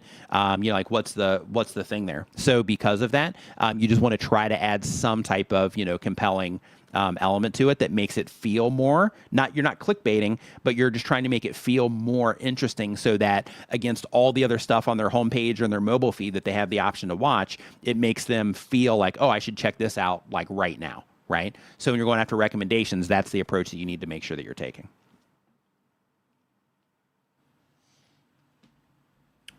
I may have been away, but did you get both of the super chats? I did not. I don't think. Hold on. Yeah. Yeah, I did. You did? Yep, okay. I did. Just making sure. Yep. All right. So next up on the list here, playing the mom game. How you doing? We've got Silver Fox Forest Designs. They upload when they have time, but on YouTube for 1 year or more. They do art drawing content. The goal of the channel is to teach others. And the question is, do you think channels should have to fully declare as a part of the terms and conditions on YouTube that they use AI and that monetization levels should be lower for AI content? No, I don't. I think that they should declare that they use AI, and YouTube has that option where they can check that already. So YouTube already has that built in. In terms of, do I think they should get lower or less money for AI? No, I don't. Because the reason that I don't is because there are a lot of AI creators, or some AI creators, that make better content using AI with them being a human in the mix than a lot of human content creators making non-AI content make. So they shouldn't be penalized because they're using AI as a tool to help them make something amazing. So, for example, D has some videos on TikTok that have just completely, gone viral and everything. And those are AI videos, but he's the person in the middle putting everything together. And they're way better than a lot of the similar content that's out there that is like that. So when it comes understatement, they're significantly better. See. But basically, millions and millions and millions and millions of views. But the idea, though, is that, when it comes to AI content, if you can put together something that's amazing and that people can really enjoy, doesn't matter if it's AI content or if it's made, painstakingly through, animating something, frame by frame on an old school, doesn't matter. If it's quality content and people enjoy it, then, you should get paid the same for it. So yeah, I don't think people should be penalized for using those tools. But then you say, also, should people have to have badges on their pages showing if AI is used to allow viewer discretion? That's part of the checkbox that YouTube already has built in. And you say, especially with all the misinformation that's being used to spread, since Shorts is being drowned in AI, should there be restrictions on how many AI videos can be uploaded per week? No, I don't think so. And the reason for that also is because, you know, we are in a completely new situation right now. And because of that, there's going to be a lot of people that that are right now, they're anti-AI, but they're going to be on board eventually. Some people won't, but there's going to be a lot of people that are going to be like, you know what? Why in the world would I go through the process of fill in the blank, whatever that, you know, problem is they're trying to solve? Why in the world would I spend, you know, 3 days on this when I can have AI help me put it together in like 10 minutes, right? So, you know, a lot of people that are anti-AI right now, they're gonna get on board eventually, and I think that people shouldn't be punished for that. What are your thoughts, Dee? Yeah. So my thoughts on this are, if you are making content of other people's likeness, you should absolutely have to have that marked as AI. So, for example, and I'm just going to use a politician here. If I made a video of Taylor Swift. Is she a politician? Okay. Oh, okay. I was like, hey, is she run for, like, I don't know, is she run for like mayor now? I live like in this multiverse. Oh, okay, okay. And in that multiverse, she's like running stuff? In the multiverse that I am in, she's the president of the United States. Oh, wow. Okay. So in this multiverse, interesting. If I were to make a video. How are things going real quick? Are they doing better than my universe? No, it's an S show. Oh, okay. So it's bad there too. It's just as bad as it is now. Oh, okay. All right. So it's bad. So it's bad everywhere. It's in bad all everywhere. Multiverses, it's Yeah. bad. Okay. In all 300 million multiverses, there was only one way out.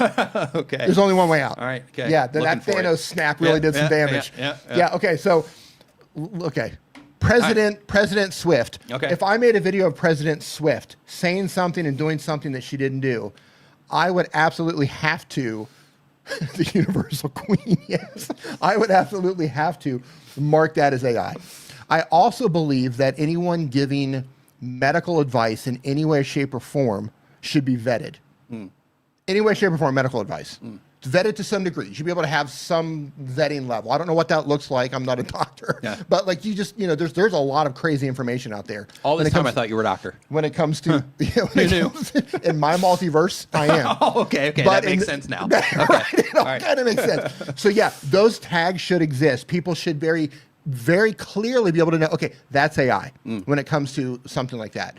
That being said, in terms of like, should AI creators be punished in any way? No, they shouldn't. That what you're essentially asking is, should the creators of the next Marvel movie be punished because they didn't shoot their movie to look like Schindler's List? Right. Right? Because they're using CGI, they're using AI, they're using all this make-believe stuff, they're in costumes, they've got this fantasy world that they've created. Should they not be allowed to make as much money as somebody who just, does an old school film? Right. Or a documentary. Right? It's kind of the same thing. I believe creators are creators. There is AI slop. AI slop is a problem, but there are some really talented AI creators as well. It's a tool. It's a tool. Mark the ones that are making videos of other people, right? These people are saying something and doing something. Mark those, of course. I think any medical advice should be marked. Everything else, it should be fair game. Yeah. The good content is going to rise. The bad content is going to sink to the bottom of the YouTube sea. Yeah. There's also stuff like this too. Like, okay, so if you're marking AI, then you should have to mark CGI too. Yeah. Yeah. Yeah. Yeah. I just don't have a problem with it. Like, and I know there are, and everybody likes, sci-fi movies and stuff. But like it's all we're all creatives. Yeah. At different, we're all on different paths. Some of us are musicians, some of us are painters, some of us doodle with things and do DIY. Like, we are all creators in this chat right now. Everybody on YouTube, everybody in cinema, the people who make we have a friend who makes costumes for Hollywood. Yeah. We're all creators. And I don't think anybody should be punished. Right. The audience will determine what is good. Yeah. Bad content is going to fall to the bottom of the sea. Great content is always going to rise. Yeah. That's me as a doctor. No, this is Renee Ritchie in the house. What's going on, Renee? Hope you're doing great, man. Says, are there videos of a sad D abandoned at a Starbucks in the rain with melancholy music? So I'm working on it. So we got a sad D hanging out in the Starbucks with the rain outside. But no video at the moment. So we're working on that though. Yeah, listen, man. I need to mark that now. I got to mark this stream now as a includes AI. Yeah, but I don't have a problem. Like if you want to make AI 100% AI generated content, knock yourself out. Yeah. There's some amazing AI generated content. There really is. Over there. I've built an incredible TikTok channel, 100% AI. AI voice, AI story writing, AI imagery, AI videos. And the response has just been absolutely gangbusters over there. And it's entertainment. Yeah. The content is at the end of the day, that's all we're doing. We are entertaining, we are informing, we are inspiring, we are helping, we are leading, we're teaching. Like we're creating content that does those things. Yep. So who am I to say that we can't do those things? And if it's slop, it's going to get lost anyway. Just don't make things that look like people are doing things that they didn't do. Right. And if you are, you should have to mark them. And if you're not marking them, YouTube should be able to terminate your channel. That's my line on that one. Yeah. Well, there's a vacuum. Yeah. I mean, the whole industry changed in terms of filmmaking. Yeah. Yeah. I mean, listen, we love the movies. We love cinema. But streaming has completely changed the face of cinema. Yeah. Out of my hands. Right. I still support cinema. We still go to the movies. I stream Imagine content. what computers did to the animation crowd. Right. Right. To the animators. Yeah. I mean, this is just the evolution of creativity and how consumers consume content. Look at the rise in TV viewership now on YouTube. Most of you, depending on your content, is probably going to see a significant rise, or it's starting to rise when it comes to TV viewership. When just a few years ago, it was mobile viewers were the thing. Right. But now that's completely shifted because more people are streaming at home. They're just streaming their device. Yep. So YouTube's the go-to. Yeah, for everything. YouTube app. Yeah. Yep. So I mean, like everything is always changing. The key thing is that you learn how to connect to your audience. That's the bottom line. Yep. As long as you learn how to connect to your audience and you can stay connected to them, you're going to be fine. Yep. Bottom line. Doesn't matter what the tools can change. How they consume our content can change. Yep. If you know how to connect to an audience or tell a story, captivate them, you are always going to be able to get in front of them. What's going on, Colin? Hope you're doing great, man. Nice seeing you here. So next up, we've got Holding Your Space is the next channel here. They upload every other day. They do entertainment, intuitive, and meditation content. The goal of the channel is to teach others. And the question is, I'd like to get more members and bookings for readings. My website is, and then they have their website here. So I'm not sure what we are doing in relation to the channel. So let me just pull it up here real quick. And I'm just going to look at a couple of things here really quick just to see if you are doing some stuff here. Okay. So the first thing that I'm looking for here is if you have anything available for your bookings and your readings, which you do, which here you have your website on here, which is great. So we have that available there. Let me make sure that you have those things available down in your video description. Okay. So make sure that if you are trying to get bookings and all of that, that you do also have that available here in your video description as well, because that is one place that people look for those sorts of things. So make sure that's available. In addition to that, you do have the option here where you have these interviews it looks like you are doing, which those are fantastic. But if you are not doing any solo content, then you might want to start making some solo content as well. These might be solo. Yeah, you're getting like, 1,000 views, 49,000 views. Yeah. Okay. So you're getting views. That's good. Okay. 64,000 views. Okay. Yeah. You're doing all right. Okay. So yeah, in that case, here's a few things you need to do if you want more bookings and all that. So step number one, make sure that people have a way to book you easily in a way that is convenient for them. And also some of your hashtags here aren't working because it looks like you changed them to tags instead of hashtags, just a heads up. But basically make sure that you do put a link to your website down here, and it just says something along the lines of, if you want a personal reading, contact me here. And then, send them to a page on your website. Don't send them to your website in general. Send them to the booking page of your website so that you're not trying to make them go to your website and figure it out. Send them directly to your booking page. In addition to that, make sure if you don't already, and I'm just going to do a quick skim here. Yeah, if you don't already, make sure that you also have something that you occasionally put up here that lets people know that you offer that service as well. Because for these 49,000 people that enjoyed this video, if you had just a little graphic that popped up here that said something along the lines of, hey, enjoying the show, if you're interested in booking a reading, contact me at, and then put your website there. And by doing those things, what you're doing is you are spreading awareness that you have those things available, because you have people interacting with your videos, which is the hardest part. And then now you got to let those people know that you have those services available. So you don't have to turn, your videos into a pitch, but letting people know that you have those things available is definitely going to help you increase your bookings off of YouTube. In addition to that, another thing that you can do as well is, and you might already do this, but I'm not watching the video itself, but another thing that you can do as well is you can, when your videos first start, your show first starts, introduce yourself and then say that you're from whatever website it is, that you mentioned here. So I'm fill in the blank from website where we fill in the service that you offer, or the problems that you help people solve. And then mention, if you're looking for something like that, feel free to, reach out at, or to contact us through the website. And by doing all of those things, what you're doing is you're taking your awareness from right now one place, which is looking on your YouTube channel page at that bio area. You're taking it from that to spreading that awareness through everything it is that you're doing. So that's what you want to do when it comes to increasing the bookings that you're getting off of YouTube. Back in the day, one of the businesses that I had is we used to make advertisements for people back when they had phone books and they had local newspapers. Back when dinosaurs were roaming the earth. Yeah, back in the days. Mm-hmm. And we used to, this is kind of along the lines of the AI thing. We started, and it was normal back then, you would actually like cut things out and you would build the ads. Like you would build them out. You would get like the screen from the photo, and you would, cut things and put things around, and they would take that and they would scan that and make the ad. It was like a huge process of it. remember I used to go to Kinko's with you. Kinko, yeah. And help you. Yeah, well, I didn't help. I just watched you do that. You could build that stuff that way, and it was like a process, and they would take it and scan it. It was like this whole process. Same thing for phone book advertisements for businesses and that. Mm-hmm. Not the text, but like the actual graphics. Mm-hmm.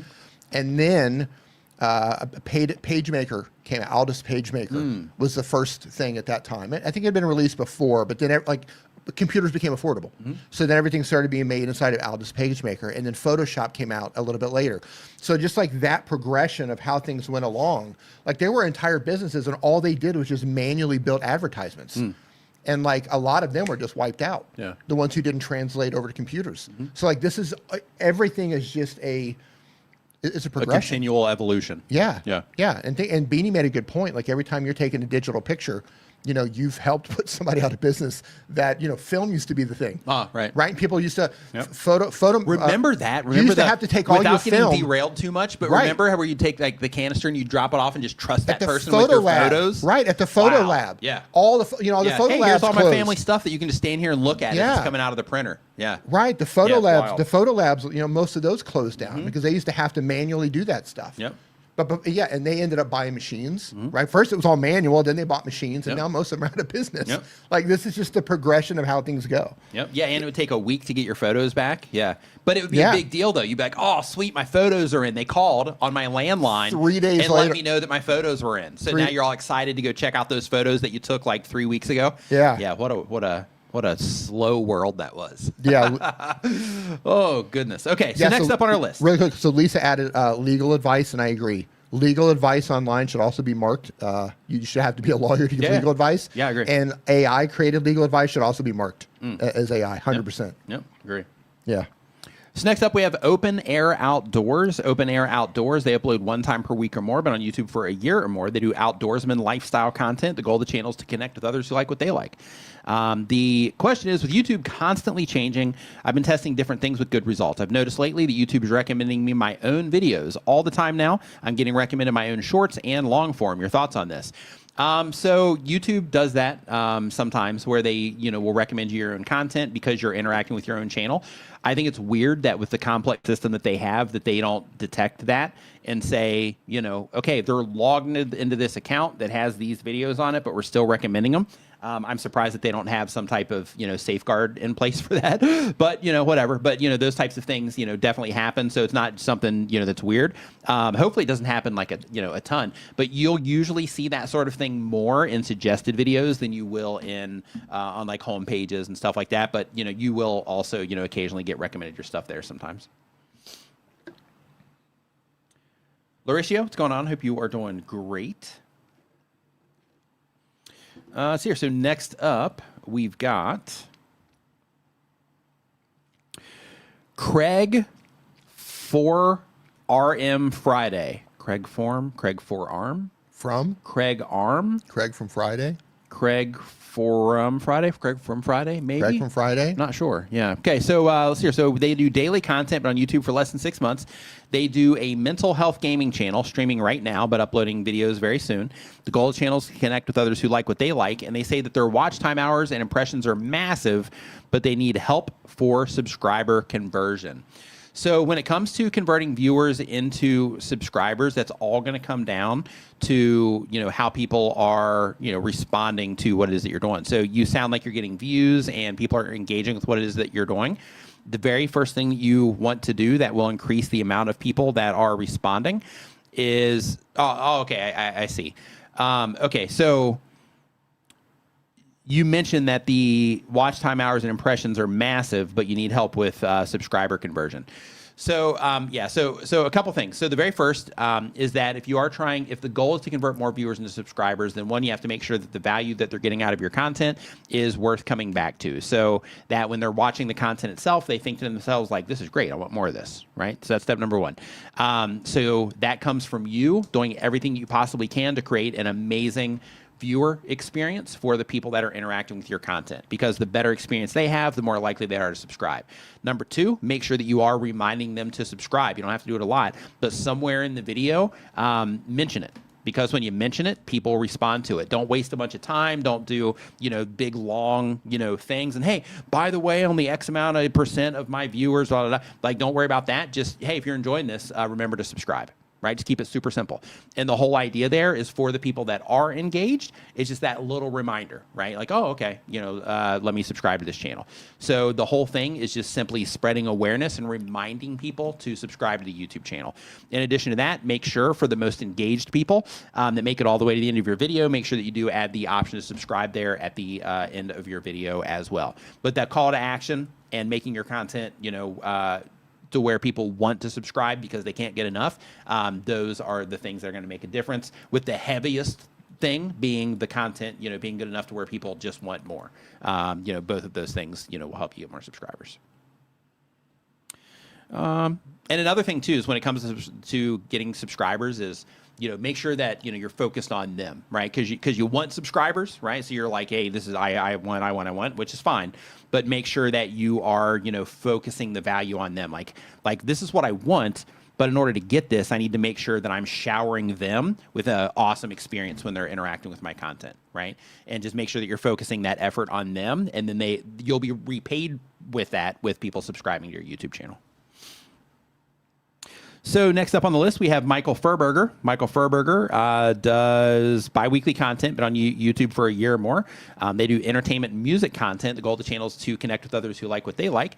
And the question is, when creators use the YouTube feature to cut and post 60-second clips from our own videos, is there a concern about YouTube thinking we are posting reused content? If so, can you generally suggest how often would be too often to use this feature to clip our own videos to make shorts? So you are allowed to make shorts out of your long form content. So you can use YouTube for that. You can manually do it. In your editing software, you can use tools like Opus Clip to do it. That's a really common thing when it comes to YouTube. And with that, clip that as well. Yeah, and with that, it gives you the option or opportunity, I should say, to be able to get more out of the content that you're publishing. And with YouTube, because they are pushing people into YouTube Shorts, what you're doing there is, and with this tool, is they're making it to where even if you are not even if you're not somebody that is, publishing shorts on a regular basis, it's making it to where you can easily create shorts to get yourself over into the short shelf where they're pushing, the traffic to, so that you can use that as one more way that people can discover your content. So, so when it comes to the reuse stuff, that is where you're like spamming with like the same video over and over again, that sort of thing. You're, spamming across channels with the same video. That type of thing is where those types of, problems come in. But if you're like, hey, I've got this long form video and I'm taking clips out of it and then I'm publishing those over into shorts, all of that is perfectly fine. Next up on the list And really quick, Renee mentions here, he says that cut downs and compilations are all great. Reuse content is when you use other people's content. Unless you're spamming the system with the same thing over and over again, you can use your own content. That's an interesting question. So how many times can you clip your own content? What do you mean, for it to be considered spam? Yeah. Is that what you mean? Yeah, like let's say you say, okay, well, I just clipped this and it just went viral. So can I clip it again? Can I clip like a You just can like clip the same long form video. Right, but I'm saying create another video. But that's out what of he that. says, unless you're doing it over and over and over. Yeah. That's what I mean. Like, at what point does YouTube say, okay, enough? Well, I think it's the same video, right? So if you're like, okay, hey, I made this video of me going like this, and then you just take that same exact video and you keep reposting that. But can video. you keep clipping that exact part though from the long form video? Does will YouTube? But at that one would be the point- same video though, because it would still be that me going, Right, right? but what I'm saying is, But if there was something that happened before that and you clip that, that's fine. But are they identifying the actual repeated clip? Let's say I just clipped, and Renee, maybe you have an answer for this. Let's say I have the same spot, and I'm just, kind of trying to work this out. If I clipped the same spot 100 times and made 100 different clips, but it was all the same part of the video, is that handled differently than if I were to take one short? He said you might get flagged if it's repetitive. If it's yeah. Versus taking one short and just uploading that one short 100 times. Are those viewed differently because it's clipped versus like an uploaded video? Yes, I think just repetitive is what you're going for. Like, is it excessive? Right. Right. You probably have to use your own judgment on if it's excessive. Right. Or not. So there's a line somewhere. Yeah. Okay. So next up, we have the NerdGen Report. The NerdGen Report, they upload when they have time, but on YouTube for 1 year or more. They do superhero films and TV genre news and discussions. The goal of the channel is to connect with others who like what they like. And the question is, we just went dark. What happened? I don't know. Switch cameras? No. Switch cameras? The big buttons on the bottom? Oh, there we go. Weird. Oh, did you hit the program button? I think I hit the wrong button. Here, okay. Try it again. Go. Yep. All right. So next up here, we have the NerdGen Report. They upload when they have time, but on YouTube for 1 year or more. The goal of the channel is to connect with others who like what they like. And the question is, I post 2 to 3 times a week. Is consistency a huge factor when it comes to time of day, specific day? What would be the best approach? So when it comes to consistency in terms of time of day, so video performance long-term, like the time of day that you post doesn't matter, that much in terms of long-term performance on the video, but that initial, velocity you might get on the video, that can be impacted. So what you want to do is when you're publishing is you want to publish when your viewers are online. So YouTube shows you the stats in your back end in your audience tab. They show you like a graph that shows you when your viewers are online. So you want to publish when they are going to be online. When it comes to people that don't have that graph yet because you don't have a lot of information, you want to think about, okay, if I am trying to reach people, and I'm just using this as an example because, everybody might have a different approach here, but if I'm trying to reach people in the United States over on the East Coast when they wake up, then in that case, it's probably a good move for me to start posting, somewhere around like 5 or 6 a.m. if I'm trying to get those early risers. So that's what you want to think about if you don't have that information yet, is you want to think, that graph in your Creator Studio, you want to think about the people that you're trying to reach and what their life cycle might be like, and then you want to publish for when they are likely to be online based on what you would predict there. And then once you start doing that, see how people respond, experiment, slide an hour forward, an hour back, things like that, see if it makes any difference whatsoever, and then monitor that. And then once you get the data from YouTube, then you'll be able to make more informed decisions on that. Let's see here. So next up. By the way, if you are just joining us, we are answering YouTube questions. So if you have a question about anything you're doing on YouTube, you want feedback, anything like that, you can go to nickniman.com/ask. It's going to redirect you to this form that we are taking these questions from. If you're on YouTube, you can just click it right in your video description right now. But if you're on Twitter, LinkedIn, anywhere else, then you can just go to nickniman.com/ask, and it will redirect you to that form. So next up, we've got Colin Games. Colin Games, they upload 1 time per week or more. They do gaming content. The goal of the channel is to have fun. The question is, what shall I do to get more than 100 views per video? So let's take a look at what it is that you're doing, Colin.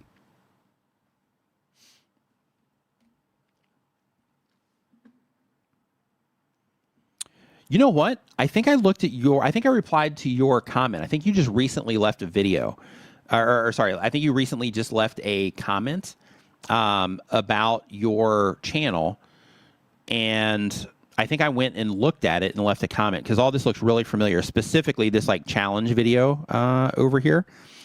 So in terms of getting 100 views per video, the very first thing that you got to be thinking about is, because I think here, if I remember correctly, yeah, you're doing retro games.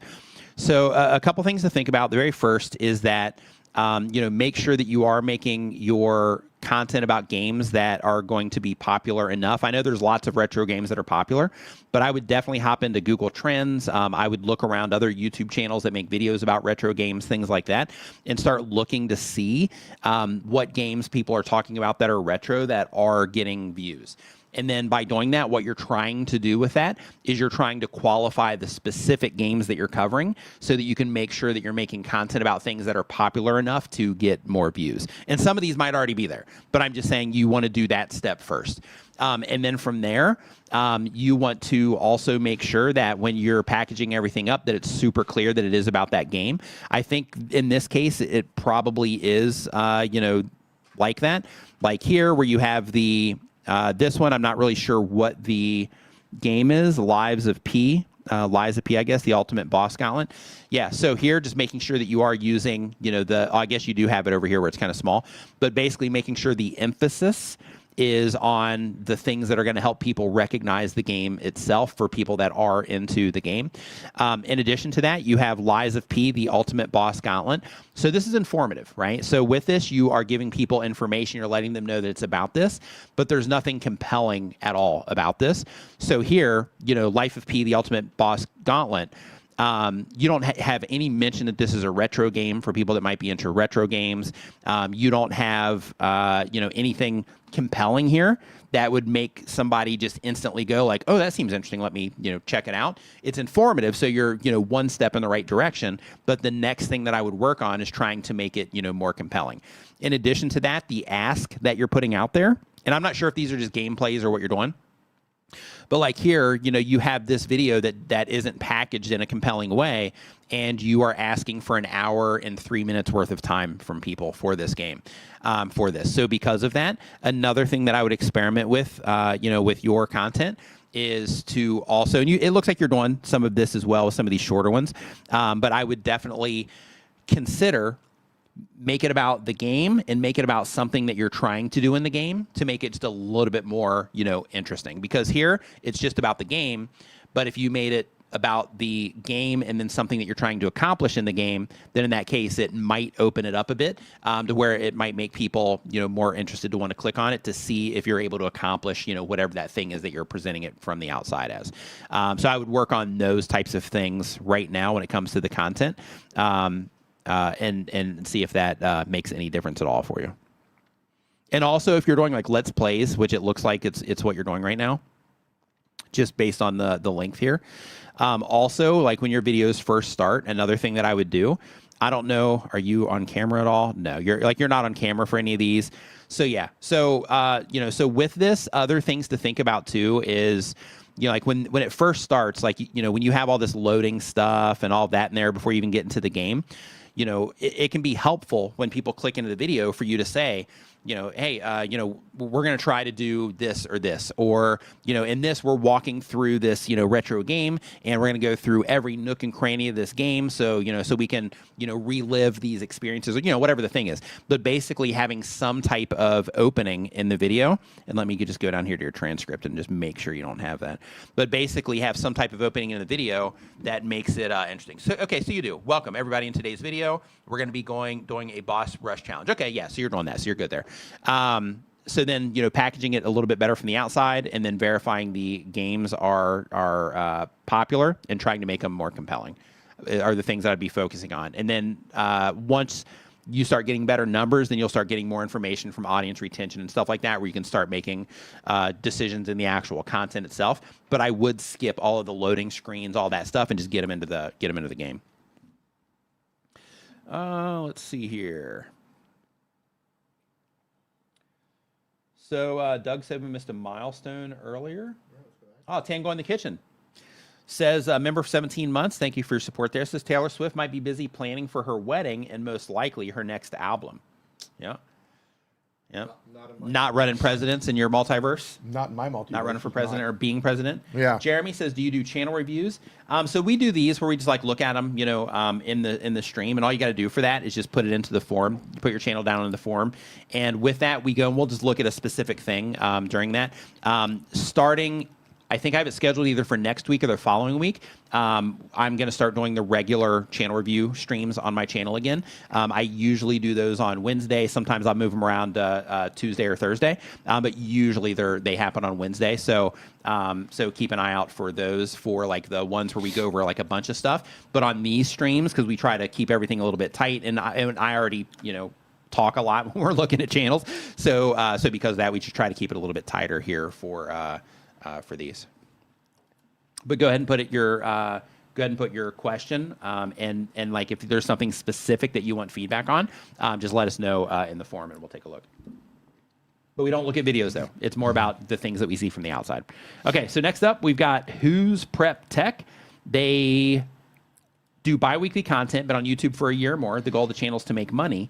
And the question is, my second to hottest video has a healthy and clean discussion ongoing, and comments continue to happen, which is awesome. But my channel in the video is hobby-based, but has pulled in professionals that deal with electronics principles and technology and continue to offer input at the professional level. I'm concerned this discussion has shifted the video from hobby to professional, even though this is a hobby. Even though I have this is a hobby type of disclaimer. I do not want to penalize the discussion, but I also do not want to risk the channel or be held liable when discussions pivot like this into a professional level. Yes, I can simply turn off comments and tell them to stop, but the information is quite informative, enjoyable, and should be shared. How do I go about this to protect myself and my channel, yet still offer an arena for such pivoted conversations? I immediately think about Discord, but have no experience there. Your input is greatly appreciated. So if you have a hobby channel, you make it clear about that it's a hobby channel, and you have professionals in there that are also having conversations, I'd let them have the conversations. You know, like if that was mine, because whatever it is that you're talking about, you are attracting them, right? And they're in there having those conversations. And for people that see it as a hobbyist, like the way that I look at that, and this might not be how everybody looks at it, but like one thing that I really love about Reddit is that people will make a post there, even in like hobby, you know, subreddits. Somebody will make a post, and then you'll have people that like, you know, go in there and they're hobbyists and they're sharing all their stuff. And then you have a professional come in and you're like, oh, okay, this person, and it's clear about the things they're saying. You're like, oh, this person knows what they're talking about. For what niche? Just anything, like on Reddit. Oh, for Reddit. Yeah, and somebody will come in that clearly knows what they're talking about. They're clearly a professional. And, you know, the things that they're saying, you know, they're dropping just tons of knowledge and like helping everybody out, getting tons of upvotes because of it, because people really appreciate it.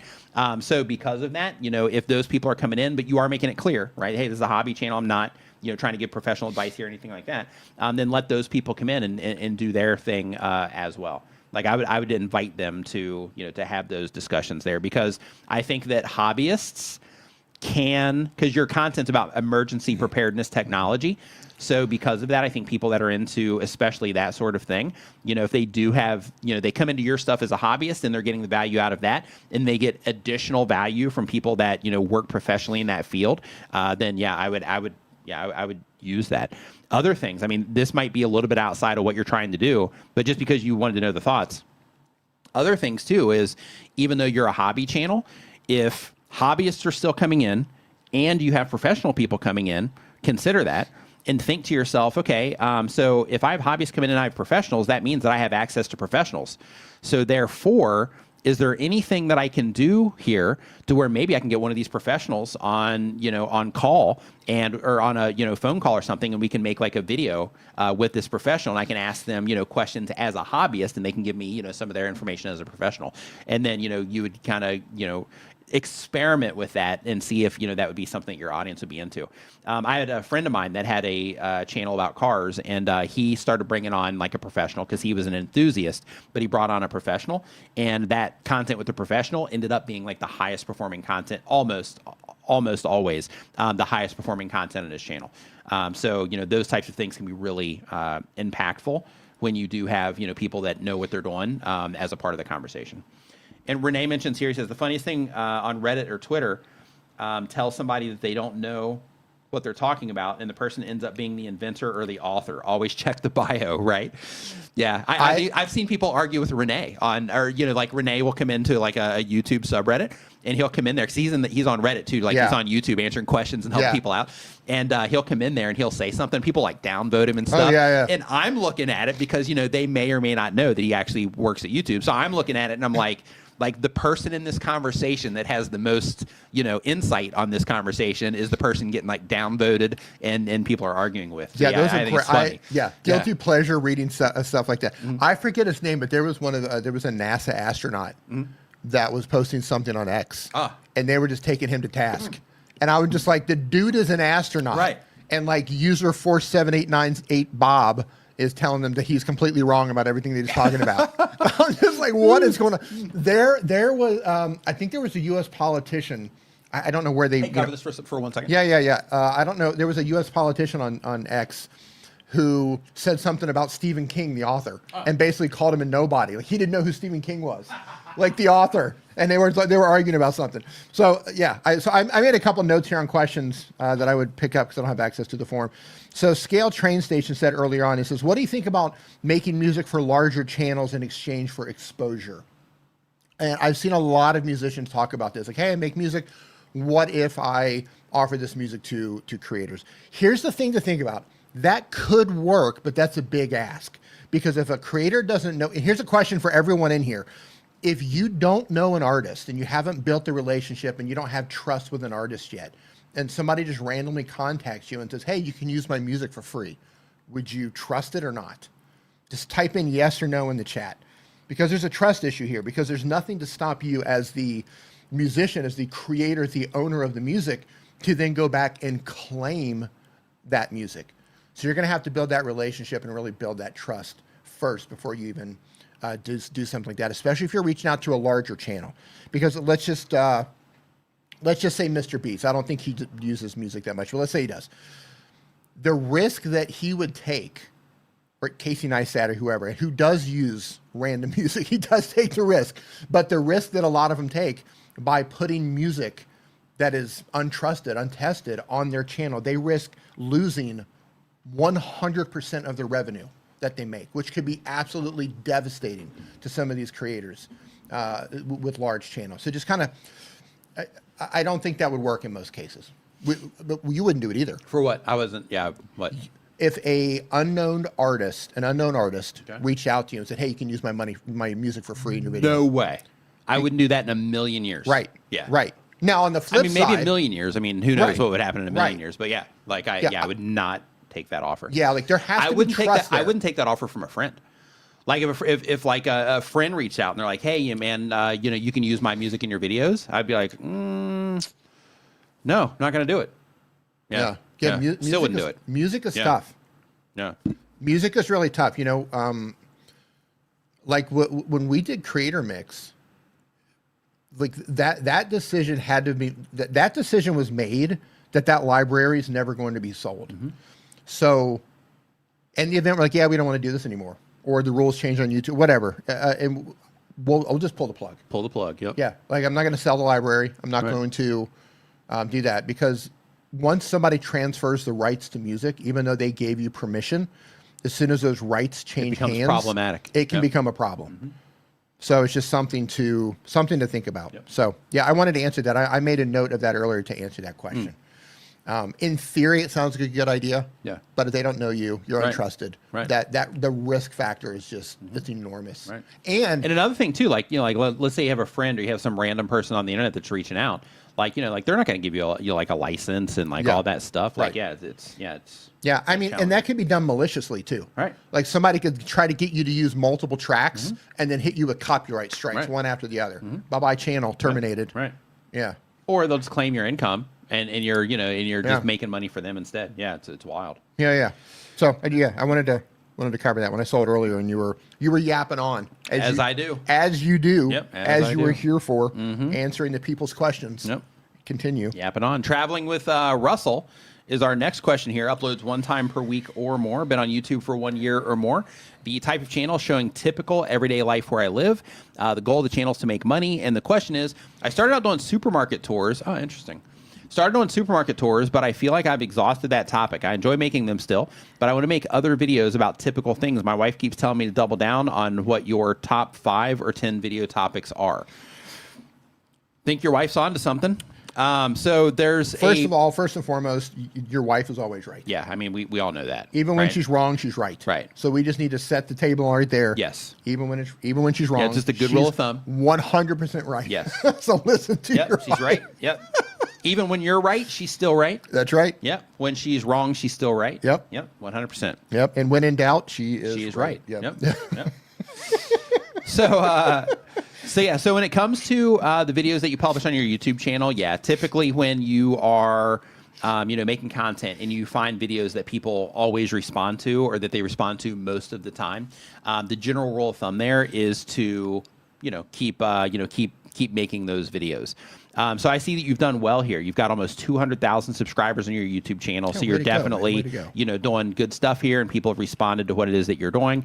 You have many videos that you published, 2 years ago, 3 years ago, a year ago, over 1 million views on them. So people are definitely responding to your stuff. You know how to put content together. People are responding to you. Now you got to start, dialing things in if you're wanting to, kind of ramp things up a bit. And you have to start looking for those videos that you make that people, respond to most. And from there, still, you always have an experimentation arm running, right? So it's like, hey, let me try this and see if they like this. But you kind of default into those staples that people come to you for, right? So if you find that there's, certain videos on your channel that people always respond to, then leaning into those is definitely something that you can use at least as one content pillar on your channel, so that you can continually deliver those types of things to, to people. And I see here I tried Russian McDonald's. Okay, so 3 years later. Are you supposed to be showing that? Yeah, I will show it. Okay. I wasn't going to, but I will. Okay. Yeah, so up here we have I tried Russian McDonald's, 3 years later. And then if we scroll down here, you have this other 3 years later in Russia video. So this Russia video here has 44,000. This one right up here has 27,000. And I don't know if you can do those all the time or not. But when it comes to this 3 years later theme, it didn't work here though, right? The supermarket. So we do have this theme that you're running here with 3 years later. I'm just seeing if this is a consistent theme or not. What an interesting channel. Yeah, it is. Super interesting. What is this one? Supermarkets a few hours before New Year. Okay, so not so much there.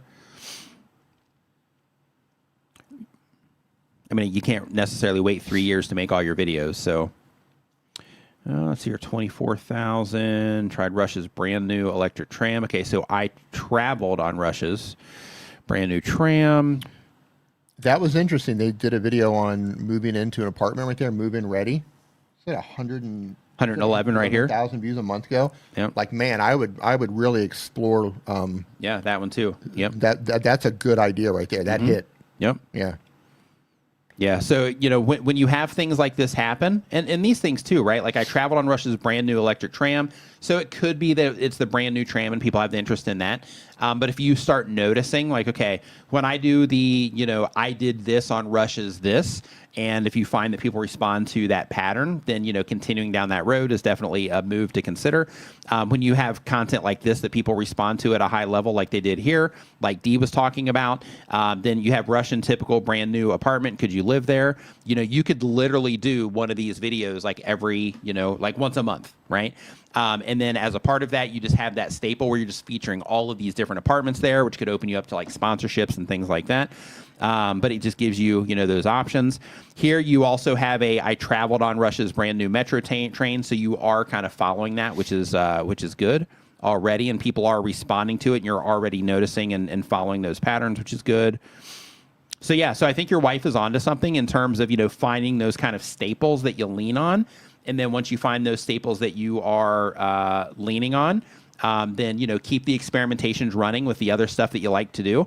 But when it comes to people not responding as much to the supermarket content, if they're not responding to that anymore, then they could have just had enough, in terms of, the people that's being presented this, or that content could just, be kind of, played out maybe for, that market. I'm not sure. Could be the thumbnail. Yeah, it could be. Yeah, you could just maybe need to repackage it, those types of things. Or it could be if you look in your retention, maybe they didn't respond to it as well once they started watching it. But yeah, like I think that your wife has good tips there on finding the core content that works, and then, continuing to do that while also running the experiments that you want to do to open up to different things. It looks like they're trying the apartment thing in a couple different places, and just outsider looking in, I don't have access to your data, so I don't know what's going on in the back end. But the one that did well, the 111,000 views, that thumbnail, that image, repeat it. Yeah, like, so the images that you're using for the latest one, and you had another one there. I mean, they did good, but those images just from somebody I'm not familiar with your channel. The images are not as interesting to me as that. That's one. A great image. Like that to me is just like, what in the world is inside of that? Like, are those warehouse apartments? Is that? Yeah, like that. That one's a little bit better, but that one. Yep. I mean, and people, People reacted to it. Yeah, another thing too, and this is going to sound like kind of wild, but like here also, like if you look at the structure of this, right, move-in ready going across the top, big, powerful, bold-looking picture of the apartment. There's just something about that picture, man. Going in and saying, okay, so I have pictures of this, so let me position these like right in the middle, put the move-in ready, right up here at the top, and try to present something that's very similar.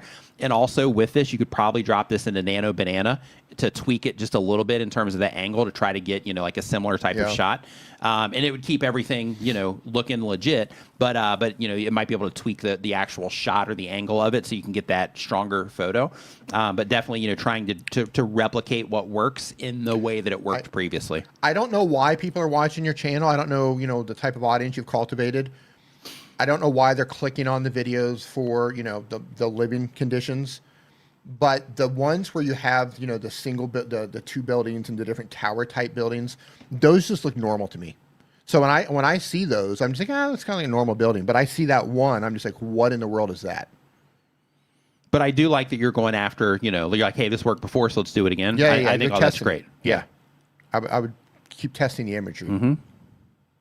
Yeah, like, I don't know. That just like, I don't know if those apartments are good or bad. That's crazy looking. It's huge. Yeah, interesting channel. Yeah, it is. Listen to your wife. I'm actually going to bookmark this because I want to look at this later. Yeah, me too. Let's see here. Let me show my bookmarks tab. Hey, Ed, how you doing? Hey, Sue, how you doing? Oh, we got a super chat. Hoard of the Rings. Show bookmarks. Super chat. 1 second here. I'm saving this here so I can check it out later. Says, I'm likely late as I just submitted my forum question, but what category would you place a metal detecting channel? Currently in entertainment, and wondering if this is hurting my views. Yeah, entertainment's fine. Like, if you're showing people how to metal detect, then putting it into like how to would be the thing. But if you are, just taking people along the journey with you and showing them what you find, things like that, then yeah, that would fall under entertainment. But when it comes to that and the categories and stuff, just keep in mind what you're doing there is you're giving YouTube a lead, but YouTube has its own way of categorizing everything on their end. Like they have additional categories that we don't even see, and then they will find the right category for it. So give it the start, right, in terms of like, hey, this is how to or entertainment or whatever the thing is, but then YouTube will take it from there. Super chat. Who's Prep Tech? Awesome input. Thanks. Yes, dear. Hey, AJ, how you doing? Thanks for joining. So next up, we've got, we did Traveling with Russell.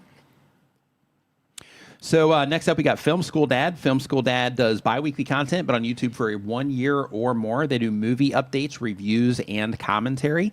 The goal of the channel is to connect with others who like what they like. And the question is, in the past 2 months, I feel like my thumbnails have increased in quality, but I still have no current branding on them.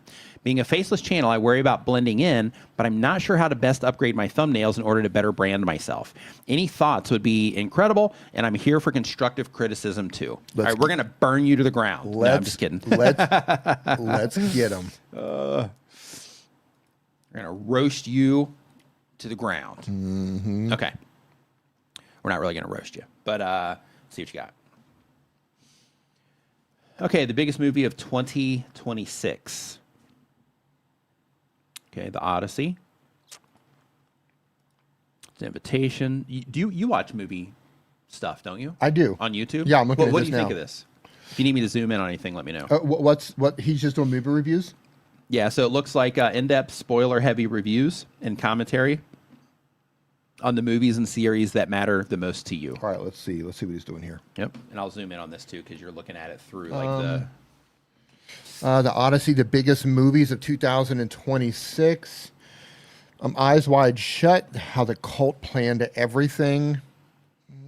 Keep going. I can read them. You zoomed in. I can see him. Okay. The Odyssey, the first trailer breakdown and description.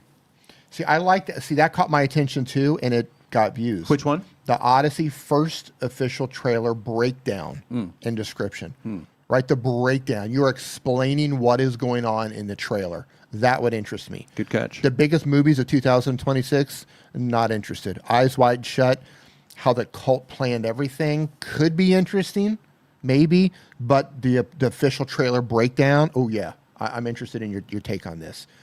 And people, another thing too, people really, responded to that one. Another thing too, what do you think of them? Oh, by the way, they took a break. They took like a 5-month break here recently. They just started posting. Oh, look at that. And so here's another one. The Odyssey prologue description and breakdown.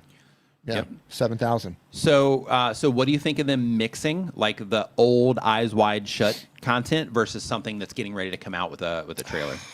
Yeah, that's what I mean. That's a tough one. Yeah. Like if you're staying on top of things that are happening now, and then you put in something that old. I mean, maybe because it's a classic. Yeah. But I just don't know if that angle is compelling enough to make me go, yeah, I want to watch that. You know, things I didn't know about Eyes Wide Shut, things I missed, might be more intriguing. Like how the cult planned everything. Like this isn't. Hey, really quick, Traveling with Russell says, thanks to both of you for the feedback. Our pleasure.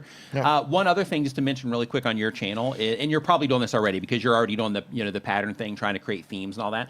But as you're doing that also, because you have the topic themes going, just in case you're not doing it, because we didn't look at the videos themselves, just in case you're not doing it, also make sure that you're formatting them the same too. In terms of, okay, the one that did really well, how did I start it? Right after I started it, what did I do next? What did I do after that? What did I do after that? So that you can also try to, format the video in the same way as well. So if you're not doing that already, I would also look at doing that on that content that does well. But go ahead, D. Yeah, so The Life of Chuck, it's deeper than you thought. 35,000 views. Granted, 7 months ago, but you've added an element of curiosity. It's deeper than you thought. Ooh. He knows something that I don't know. I missed something about Life of Chuck. I'm interested. And people responded to that. So yeah, the difference between these two, right, with The Life of Chuck deeper than you thought versus The Odyssey doesn't need to be historically accurate. Here you're just making a statement that doesn't really mean anything. Yeah, like I don't care. Yeah, there's no, like you've pretty much just said, your opinion there without anybody needing to click on this compared to this, to where it's deeper than you thought. Why is it deeper than I thought? Right. Right.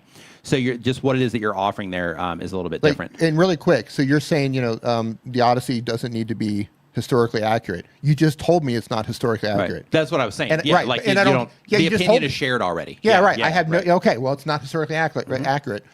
Thanks. Yep. Thanks, bro. Right. I won't watch your video. You just told me. Yep. Yeah, so a couple things with that is definitely make sure that like the very first thing that I'd work on here is one, getting back into the rhythm of making content. Yeah. Number two is also like if instead of right now, right, because you're trying to get things like picking up. What I would do is I would think, okay, right now, am I going to cover new trending movies, or am I going to cover old movies? And I would make that call right now so that you can become a resource for one or the other. Eventually, you might be able to do both, but right now, I would pick that lane so that you can become a resource for people that are, that are into whichever version of that you're going to do. And the whole idea there is so that you can get people coming back on a regular basis. They can start to see you as a resource for that type of content. And then once you start building that up and they start responding to them more, then that's where, if you wanted to say like, hey, let me drop in something about an old movie and see if they like that, then that's where you start doing those types of experiments. But right now I would just get super clear on what it is that you're offering and who it is that you're trying to reach with that content, so that you can make sure that everything that you publish is going to serve them. So we had another movie channel up here earlier, and one of the things that I mentioned to them was to to consider right now, because they were doing different types of movies, and same thing where some of them are older, some of them are newer. And one of the things that I mentioned to them is to get the initial momentum on a type of movie. So, you know, for example, in your case, you have these like Odyssey trailers. So if somebody comes in and they watch that and they're like, oh, this is great. Love this breakdown. Love everything about this. And then the next thing that you make is an old movie, right? Eyes Wide Shut. And then YouTube recommends that to them. And they don't even know what that is, right? Because it's an older movie. Then in that case, you know, they're not going to click on that and it's going to work against you. So because of that, I would figure out which direction that you're going to go and the type of movies you're going to cover and things like that, so that you can make sure that like everything that you publish is going to be great for people that are interested in like that type of movie. New movies that are coming out, new action movies that are coming out, new sci-fi that's coming out, or like action and sci-fi where there might be some type of crossover with that audience, something like that. Having said that, I'm a little bit confused with your name. I haven't watched your videos. I thought when I clicked on it, he was going to be teaching about filmmaking. Right. You're right. I'm confused with your name, and I kind of got the wrong idea. Like Film School Dad. I'm thinking you're a dad that's going to teach me about film, how to cinema, right? You're going to maybe you work in Hollywood or something like that. You're going to teach people. I mean, maybe that is kind of what they're doing. Maybe you're doing that. We're not watching the videos. Maybe that's the angle that you take, but I'm just a little bit confused on that framing and the dad. So I don't know if you are getting into the content and it's relevant that you're a dad, but if being a dad is not relevant to your videos, since you wanted full feedback here, then I would rethink your name if your videos are not about you being a dad, because there's no relevance. Like Film School Dad, like zero offense when I say this here, but I don't care if you're a dad unless you've built that into your videos. And you're trying to reach dads, right? If you're like if it's a you and your son or you and your daughter and you're doing these movie critiques together, totally different scenario. But if it's just you, some guy, and you just happen to say dad, that doesn't speak to me in any way, shape, or form. So that's an outsider's opinion on that. But really, you do you. It's not wrong. It's just my opinion. So really quick, if it was that guy's wife, it would be right. Osmosis, she would definitely be right. So Osmosis 497, Russell's wife. Russell's wife would definitely be right. If Russell's wife tells you that, you listen. Yeah, you listen. So Osmosis Jones 4912 says, how come sometimes I don't have to bother sharing some of my shorts and I get hundreds of views in less than an hour, other times single digits in a week? So everything on YouTube is a response. It's all based on response. So when you publish something, when you're sharing it out, you're probably just wasting a bunch of effort on sharing it out, and it's probably not really doing much for you unless you share it into like let's say you have a subreddit where they're talking about a very specific thing, you share it in there and they love it, then in that case it can make a difference. But a lot of people will share their content around in places that people don't really care and they don't click on it anyway. But when it comes to YouTube being a system of response, what that means is if you publish something and people respond well to it, meaning they don't swipe away quickly, they watch it for a long period of time, maybe they loop it if it's a short, maybe they share it with people because they enjoyed it so much, it was meaningful to them, whatever, then in that case, YouTube's going to detect that experience as like, hey, people are not just one person, but like all these different people that we're showing it to, they seem to be enjoying this video.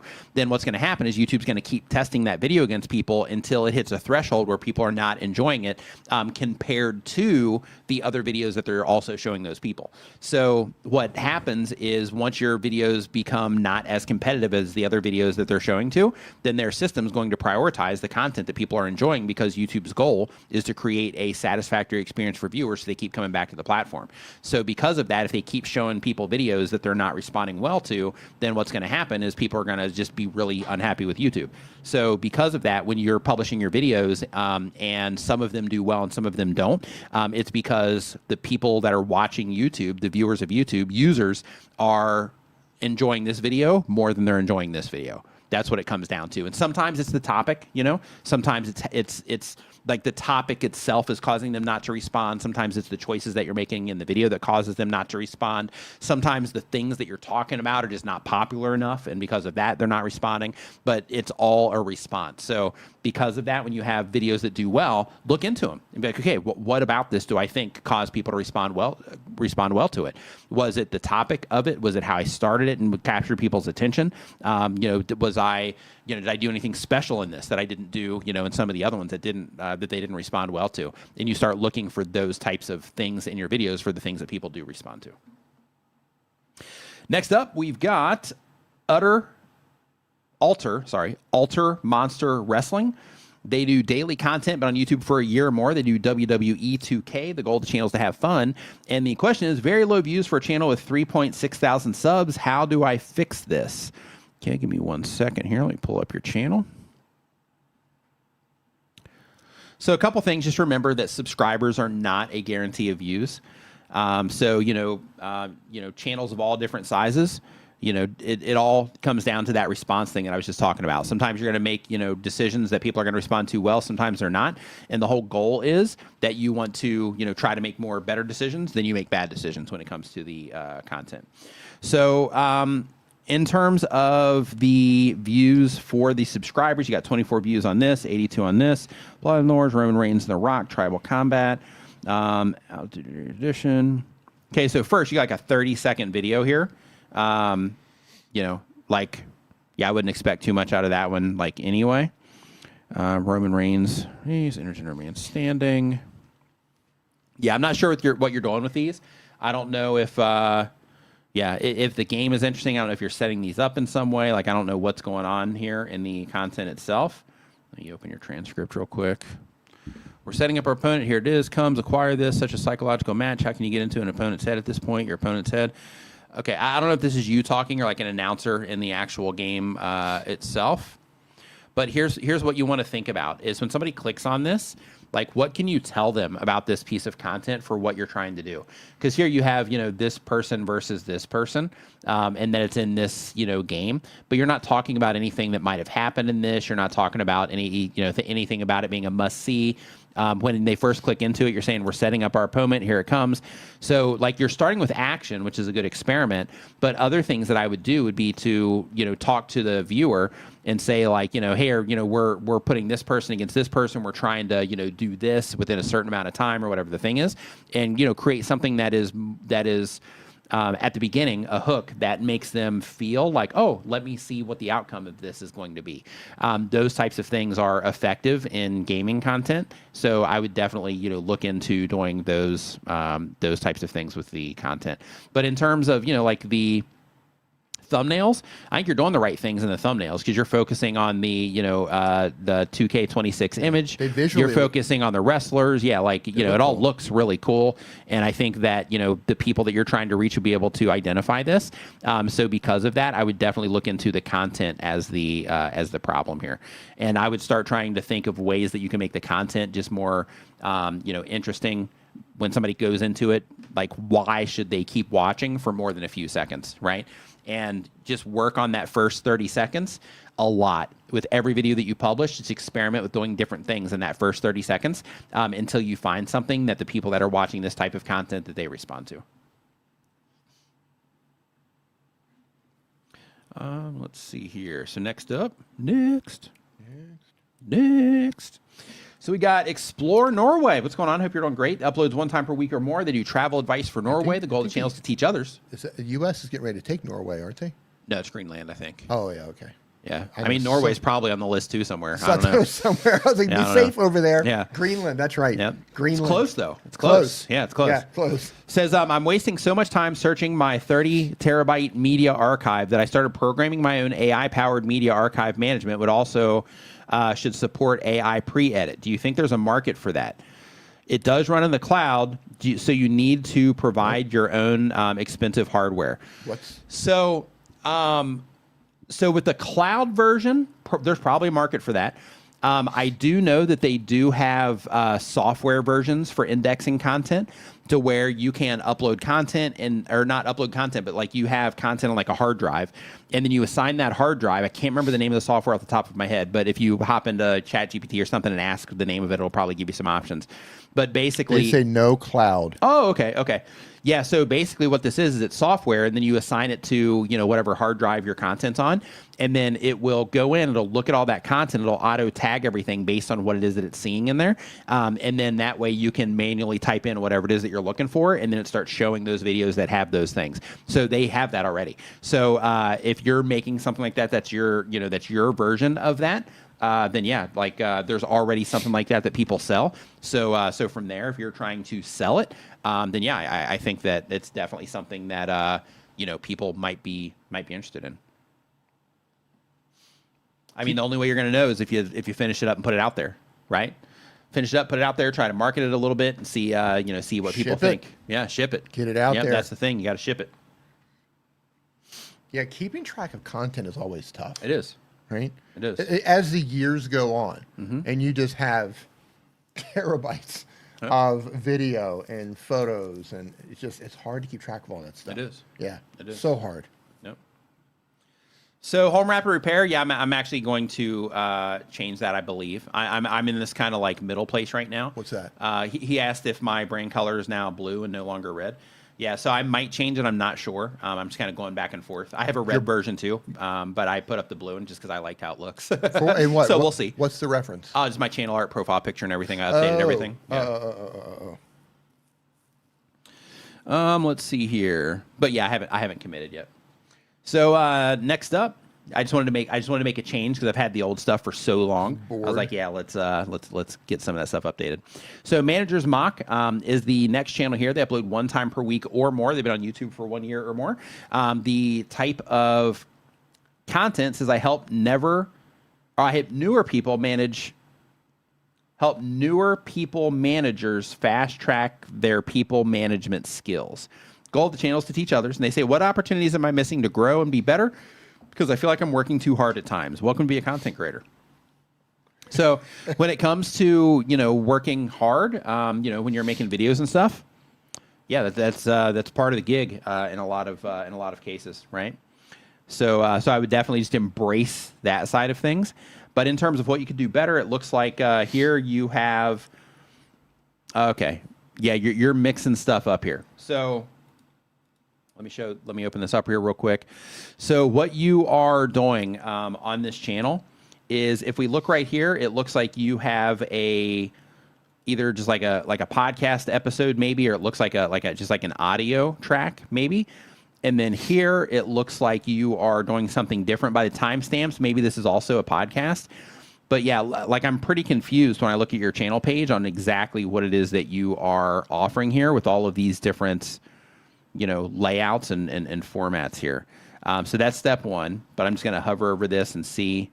So 2 of them are the exact, I think one of them's an audio version because they're the same length. If you look at this square one versus the... they are the same length. Yeah, you're right. Yeah, so I think one's an audio version, maybe one's a video version. So first, you don't need to do that. So all you have to do is, and you probably have it already. So yeah, so here you have the podcast playlist right here. So as long as you put them into the podcast playlist, you don't have to put up a separate audio track. So I wouldn't do that, and unless there's some other reason that you're doing that. There's no reason to duplicate things like that. I would definitely keep this version of it so people can enjoy the video version and the audio version because they can listen to the audio for this instead of doing that. So that's number 1. Number 2, we could break those down based on conversations. Yep. Because that's a commitment, trying to get somebody to sit down who doesn't know you yet to sit down to watch a 45-minute video. Yep. That's quite a commitment. Yep. So think about finding some of the best parts of that and breaking it into 3-minute clips, 5-minute clips. Yep. Kind of do the Joe Rogan style. Yep. And you can do that on this channel, or you can do that on another channel, to where this one is where they come to listen to the full thing. And then you have, just like the Joe Rogan reference that Dee just mentioned, is, you have this one is your main channel where they go there and listen to all the long stuff. And then you can have another channel where, all it is just shorter versions that are just more easily consumed, where you optimize the entire video around the conversation that you're having just for that segment. And then by doing that, it makes it to where you can use that as discovery for people to be able to find you there. And then you have all the channels interlinked, or both channels interlinked, to where you have that channel to where you're publishing YouTube shorts and short versions of this. And then you have this one that they come to listen to the long version. And then by doing that, it makes it to where everything that you're doing is a little bit more consumable. And then you have 45 minutes worth of conversation, which gives you a lot of, little topics that you are probably talking about throughout that you can, put into smaller bite-sized videos. Yes, I would definitely consider that. So apparently, and again, also, go ahead. Oh no, sorry, go ahead. Nope. Another thing too is it looks like here that you're optimizing a lot around the person. So I would not optimize around the person unless they're really famous. Instead, optimize around the topic. right? Optimize around the topic instead. Same thing here. So the reason for that is because unless the person's famous, you know, they might be industry famous or something, which is fine. But unless the person's famous, in order for somebody to care about this, the topic itself is going to need to be important to them. And then when it comes to the person, then that is also going to be, you know, something that's going to need to matter. So the topic itself might pull them in. But when you optimize around the person, it's kind of limiting compared to using that screen real estate for making your title just more compelling. So because of that, I would also make sure that you're optimizing around the topics. And when you start, you know, clipping out the shorter versions of that, then that's going to help you be able to, you know, do that a little bit more efficiently too.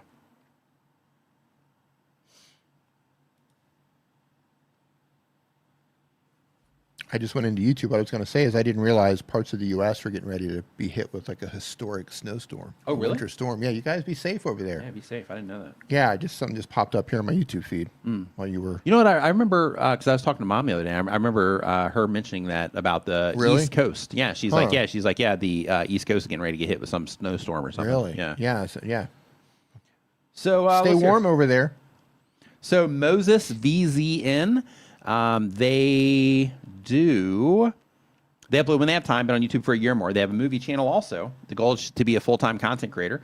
And they say, should I keep the niche I have now or on the channel or switch to filmmaking vlog channel instead? So we don't need to look at the channel for this one. You need to figure out what it is that you enjoy the most and make content about that.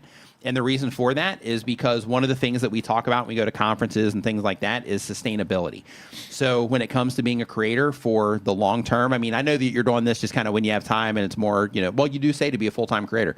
So if you're trying to be a full-time content creator, then you got to think about, okay, so once I make it to full-time, if you're not already, then in that case, once I make it to full-time, how am I going to be able to stay full-time for the next decade at least?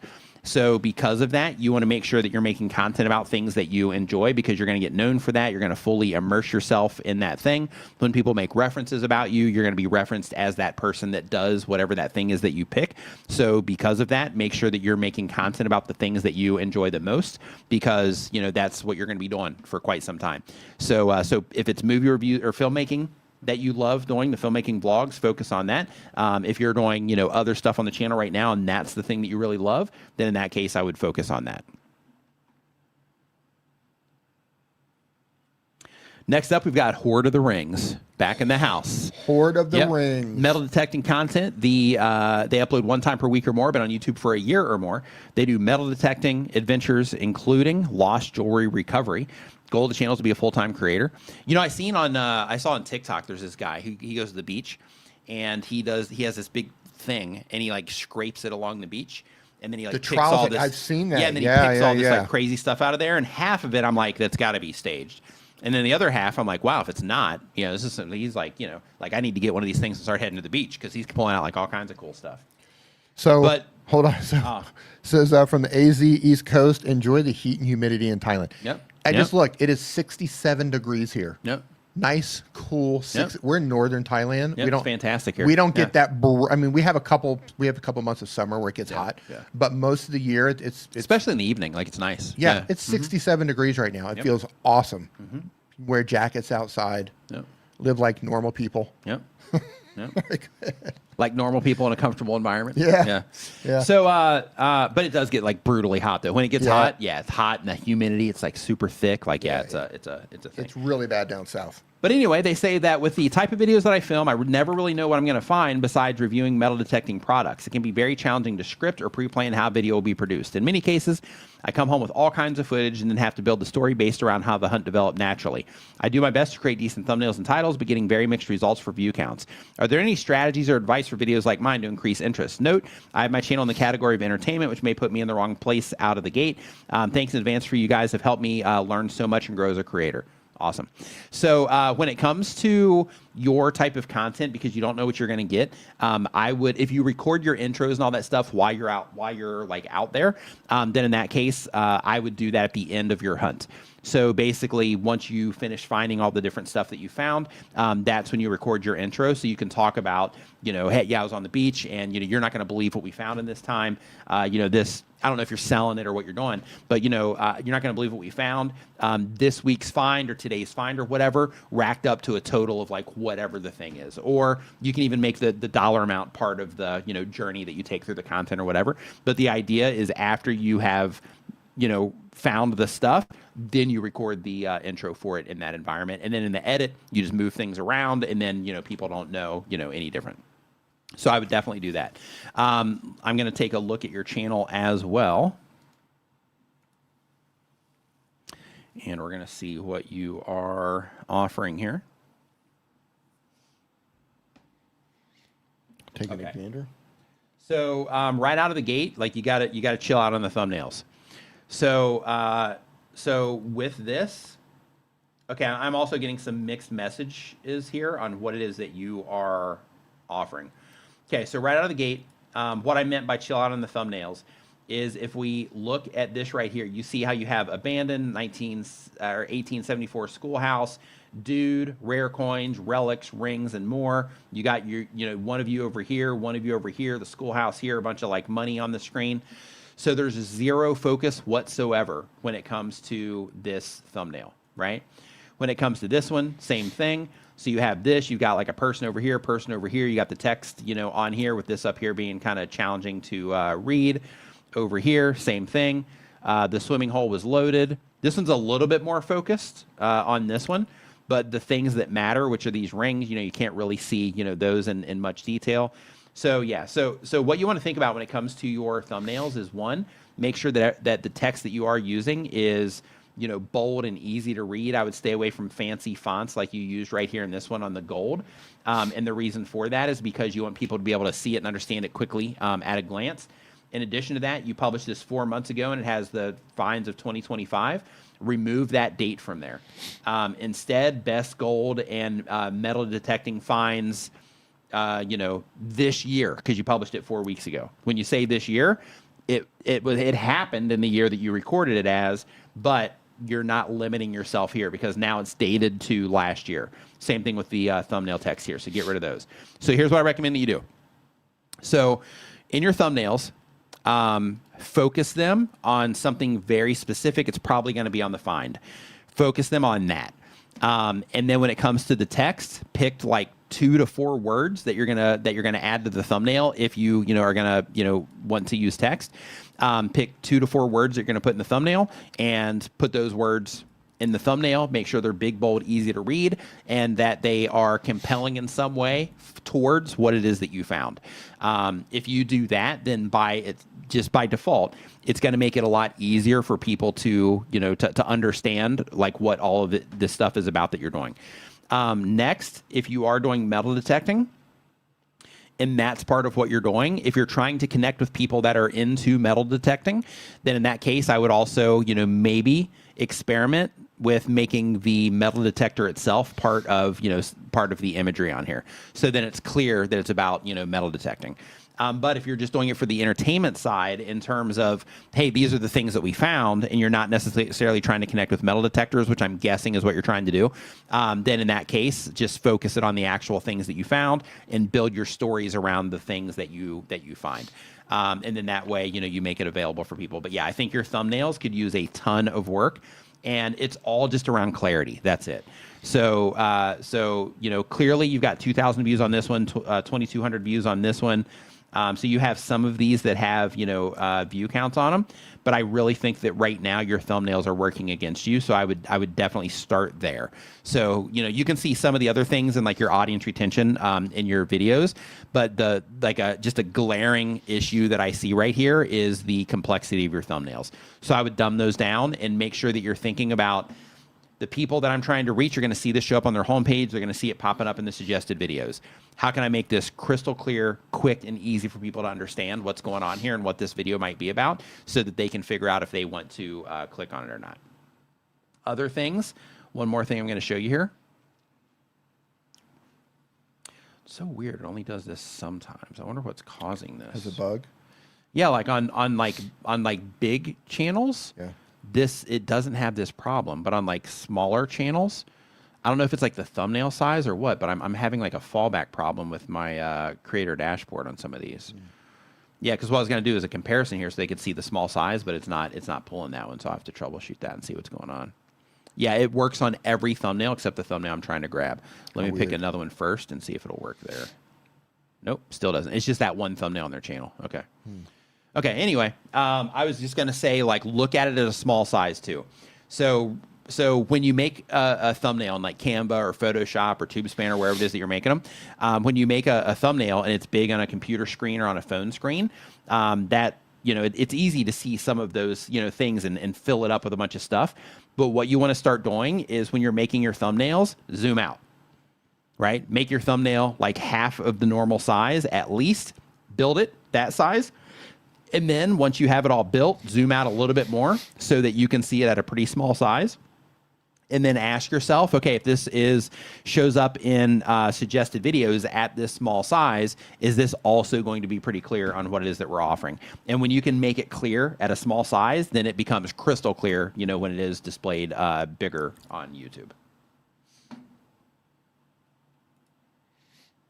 All right, Dee, we just cleared the questions. All right. Boom. Take some questions out of the chat. Yep. So, so if anybody has any questions about, anything you're doing, anything like that, right now is the time to go ahead and drop them into the chat. So we're going to go into lightning round here. And lightning round is where we, hold on, let me turn off the thing here for being able to accept the questions.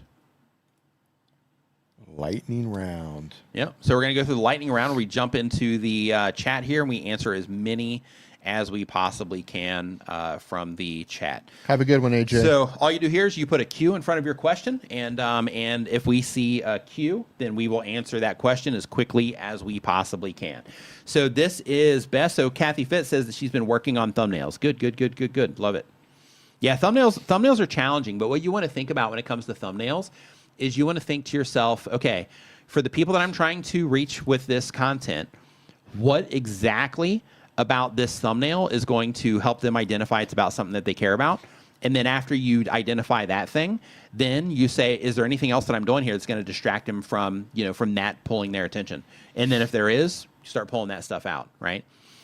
So really quick, Flash the Pan says, when is the app going to be available for Android? So right now I actually have that on pause. Because we're focusing on like Tuber School right now, and then I'm actually getting ready to push an update relatively soon to the iPhone version. But I'm waiting for all the tools to get just a little bit better before I do the Android side, because that's like a whole other language I have to learn and all that stuff. So because of that, I'm giving that one just a little bit of time for right now for things to get better.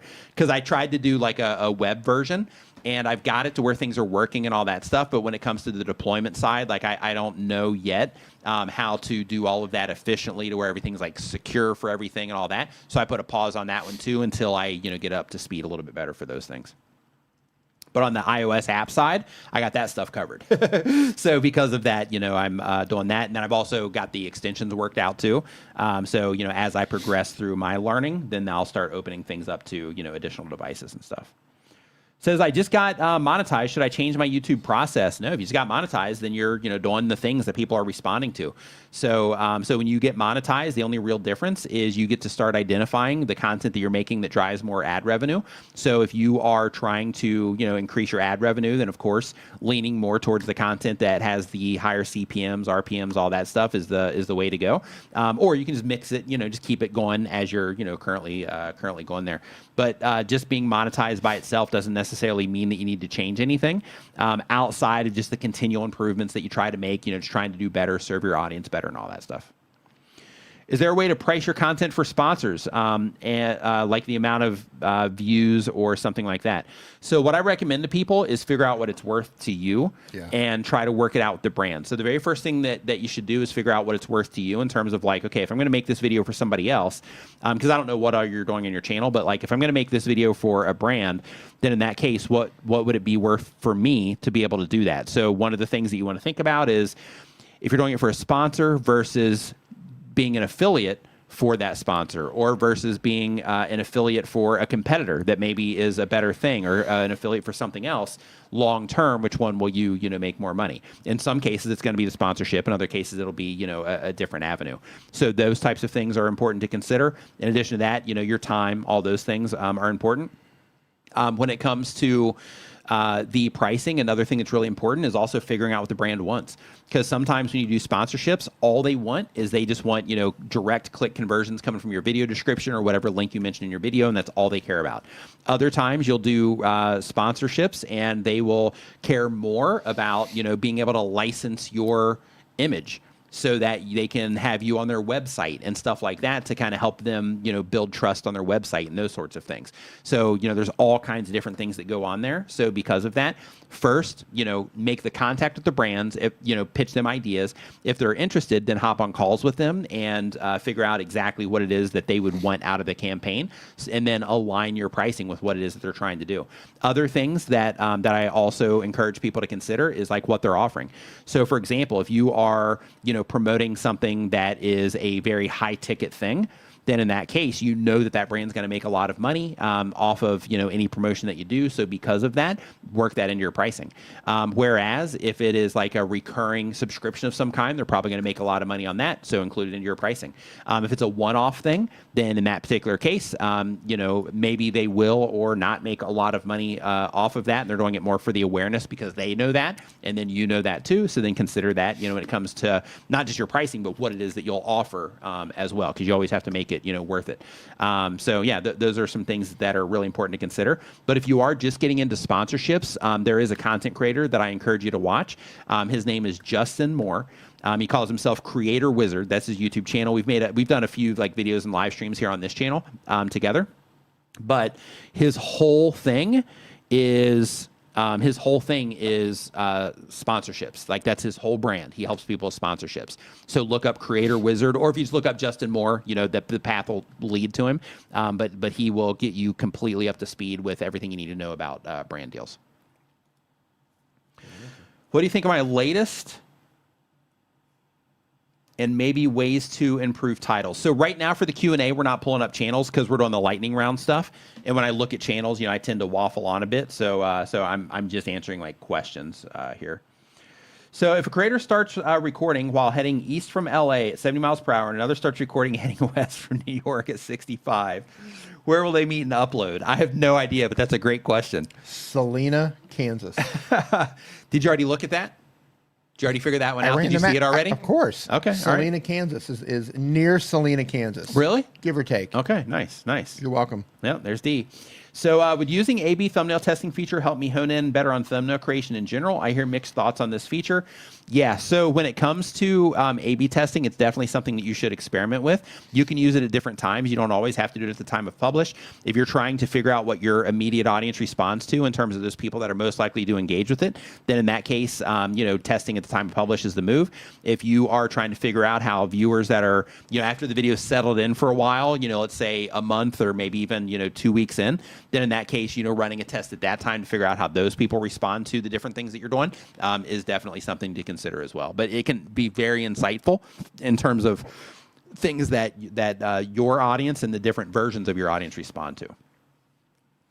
How do I maximize my community posts, memberships? They're newly monetized.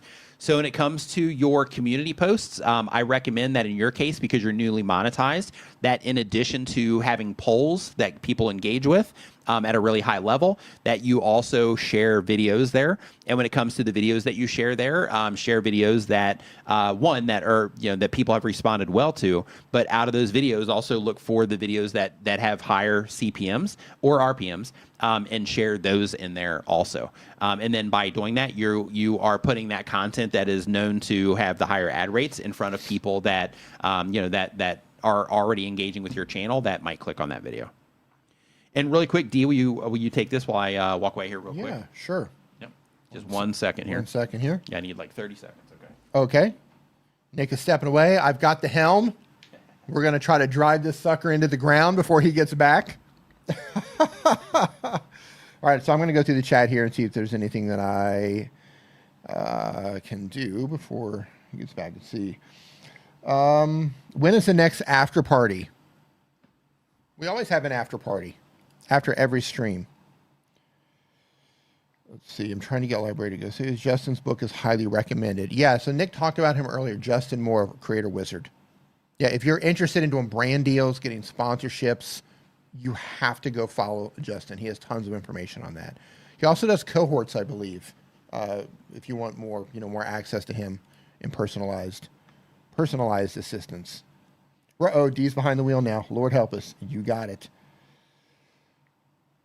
Can we share YouTube's recap graphics with our members, like a screenshot to talk about it? Yeah, you're talking about the little thing they send you in the email? Absolutely. Yeah, a lot of people share those. They share them all over social media. I think that's the point of all of these recaps. A lot of platforms, even Spotify does it, right? Here's the things you listen to. This is the type of listener that you are. And you see people share those. So I think those are primarily made for people to share. Though I don't think I've ever shared any. Kathy Fitz says, which mobile editing app are you using right now? So if I'm going to edit something on my phone, I can tell you right now what I have on my phone. And I juggle between these 3 apps right now. So right now on my phone, I have CapCut, Video Leap, iMovie. Those are the ones I go to the most, but I've also been dabbling with Adobe Premiere. So that's what I have on my phone right now. And yes, I'm still using CapCut for some projects that if I'm just doing something fast and I don't really care about, because they've got some weird licensing now, and I don't really care. Oh, okay, whatever. If you steal it, you steal it. Like if I don't care what it is, I'm going to CapCut every single time, just because I'm so much more efficient in CapCut. So those are my go-tos. So Save with Crypto says, do you see much of Matt Diggity these days? So we live on opposite sides of town. So I'm out in the countryside this way. He's way over that way. So yeah, we're in opposite sides of town. So we'll chat every now and then, but we don't hang out much. Let's see here. So when you hop on a live call with a brand, it builds so much trust. It really does. And it also just lets you figure out what they're trying to do. Because as a creator, a lot of creators are thinking oh, I want a brand deal, I want a brand deal, I want a brand deal. But they're not thinking about okay, well, if somebody's reaching out to me for this brand deal, what are they trying to do? Right. How can I provide my brand deal as a service instead of it just being about me getting a brand deal? How can I provide that? How can I provide that as a service? It's essentially marketing. Is what you're doing. Is you're doing marketing or advertising for a service. Yeah. Let's see here. And also Shark Scrapper says Justin's book is highly recommended. Sponsor magnet. Yep. And by the way, let me say this about CapCut really quick. If you are not editing yet and you're wanting to get started, I don't recommend CapCut because of their terms of service and just the way they've changed. They changed as an app. They started offering all these free services. They got people in. They kind of baited them in, and all the top things that people used, they paywall to every single one of them. So you have that issue. So they're going to continue to do that sort of thing. Number 2, they're constantly moving things around. So you can get used to using things in a certain way, like muscle memory, and then you open it up and things are moved, and you have to go look for stuff again. Incredibly annoying. Yeah. And then number 2, they terms of service change. Need to get you onto Premiere. Yeah. So if you are looking for an editor, I don't recommend it. As good as it is as an editor, I don't recommend it if you're just getting started. Find something else. So Home Team NJ says, I understand there's a difference in the YouTube Partner Program versus the general ad program. Is there any advantage to sign up for the general AdSense program before being monetized? So you don't need to do that, but some people will start blogs and websites and stuff like that, and they will use their YouTube channel to send people over there before they get monetized. The only problem with that, that's a kind of a clever, workaround, but the only problem with that is that in order for that to make an impact at scale, by the time it matters at scale, then you're going to be monetized on YouTube anyway, right? So you can still do that and then offer additional things off the website and things like that. And then you can turn that website into, something that you're generating revenue from, and then use YouTube to send people in that direction. But, by the time it gets significant, right, in terms of what you're generating through the ad clicks on that website, then you're probably going to be monetized on YouTube already. Ladies and gentlemen, Latoya Brooks is in the house. What's up, Latoya? Glad you can make it. We've been waiting for you. Yep. Glad you can make it. So let's see here. Next up says, can we share YouTube? Oh, I heard D mention that one. So let me keep on going down. Keep on keeping on. Okay, we already got the mobile app, so you got that one taken care of. We got another endorsement there for Justin's book. Yep. Okay, YouTube lets you share data. Amazon Influencer Program does not. So this is a good question here from Snazzy.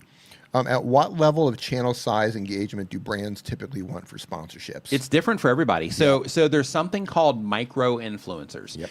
So when it comes to micro influencers, those are people, around like 10,000 subscribers, or so, sometimes even smaller.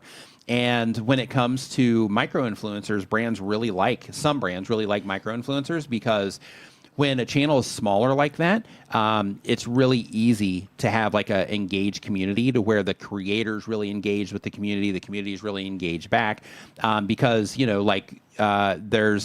there's a lot of people there, but it's not so many people that things are out of control, right? To where the creator might know a bunch of people in the comments and like all that other stuff, versus like really big channels where the creators are completely removed from anything that's happening on the channel.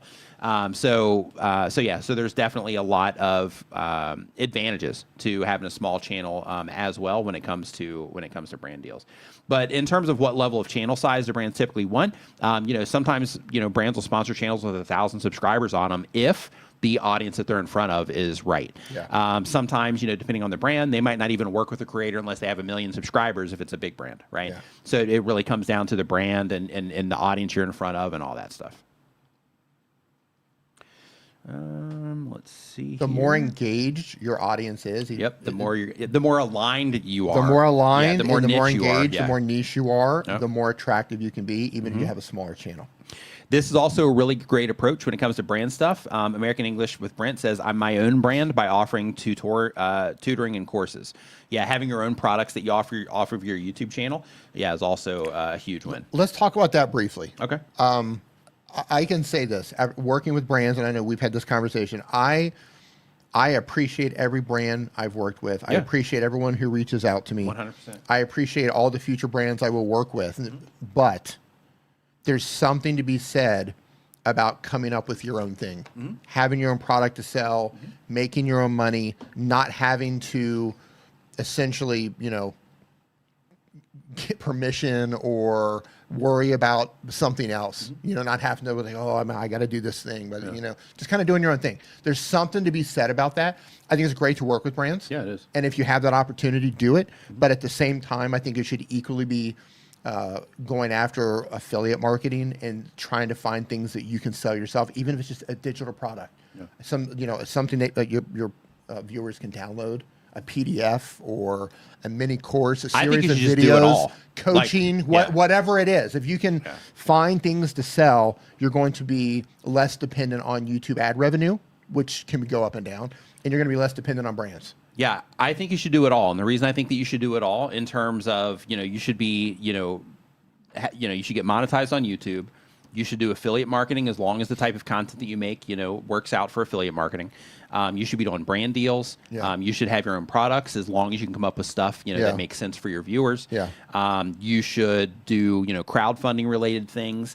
And the reason that you should do all of these different things and multiple versions of each one is because when it comes to all of this stuff, especially, if you're somebody that's trying to be a full-time creator or you're trying to add to the bottom line, meaning, you might have a job, but you're using YouTube to, supplement that income, or maybe you're just using YouTube for like investment money or to pad your retirement or whatever the thing is, because everybody has their, different things they're doing.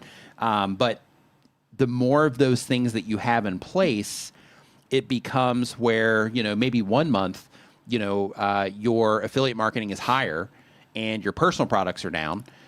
And then the next month, your personal products are high, and then your affiliate marketing is down a little bit, just based on the different videos that you're making and what's performing well and things like that. And then the next month, or the next, few months, you have, a good sponsor that comes in, and, then they end up, doing better than, both of those things combined, and you have that, period of time. But basically, like when you're doing all of those things, it gives you the opportunity to have things to where they're a lot more consistent over time, because you have all of these different ways that, that money's coming into what it is that you're doing. So I recommend that, that everybody tries to do as much of those things as you possibly can. It all adds up. It does. And even little things too, right? Like when it comes to affiliate marketing, some people, you know, they're like, yeah, well, I send, you know, videos, or I send people to Amazon and I'm only making, you know, like an extra $30. You know, yeah. Or an extra, you know, $100 on Amazon. It adds up. And it's like, well, over the course of the year, I mean, it. you know, you do have taxes to pay, but over the course of the year, you know, you're looking at, you know, an extra $1,200. And people like they get happy when they're working a job if they get a raise for an extra $1,200. Right. Right. So it's essentially you're giving yourself the opportunity to give yourself your own raise based on the decisions that you're making, without having to ask permission for that raise. Right. So yeah, it just gives you, you know, a lot more flexibility there. And over the course of the year, you know, a bunch of little things that you bring attention to can definitely add up to, you know, something substantial. In some cases, you know, very substantial. Let's see here. Okay, so on that note, I do want to remind you, first, we got a bunch of stuff down in the description that'll help you out, so make sure that you check that out. All kinds of different things down there, including our sponsor Opus Clip of today's stream, so make sure that you check them out as well. It's a clipping tool, helps you get more out of the content that you're publishing. But when it comes to you know, YouTube, remember that if you're struggling right now, if you're not getting the results that you want, remember that YouTube is a learning curve just like anything else. So if you start a new job, you start playing a new instrument, you get a new hobby, even relationships, right? When you meet somebody new, you know, you're having to get to know each other and, you know, all that stuff that goes along with that. YouTube's very similar. Maybe not as much about the relationship, but YouTube's very similar to, you know, getting a job and skills and all that stuff, to where, you know, you enter it and you don't really know much about it. You just know that you're interested. And then from there, you start messing around with the thing and start trying to figure it out. And then next thing you know, you're hopping on YouTube, watching videos, trying to learn how to do it. And then you're practicing the different things that you learn. And then next thing you know, after you put in all this time through practice of, you know, all the stuff that you're gathering, then eventually everything starts becoming easier for you because you're developing the skills around doing that thing. So when it comes to YouTube, it's the same exact way. So make sure that you are focusing. Like, there's all kinds of information about how to do YouTube, but make sure that you're focusing on the things that matter the most, which are the skills around growing your YouTube channel and connecting with your viewers and just understanding how YouTube works and how you can connect with your audience better and all that. Learning how to make thumbnails, how to edit videos, how to present your content, all those things, because those are the things that are going to, you know, make the biggest difference for you. So make sure that you're focusing on those things and hang in there. You got this. It's tough. It's a lot of work, but you got this. If us knuckleheads can do it, you can definitely do it. So, D, great stream. Everybody have a fantastic rest of your weekend. If you are over on the East Coast, you're going to be dealing with the weather thing. Make sure that you stay safe out there, bundle up, and have a great rest of your weekend. And we will see you next Saturday at 9 a.m. Eastern. Yep. Thanks for hanging out. We'll see you next time. Bundle up.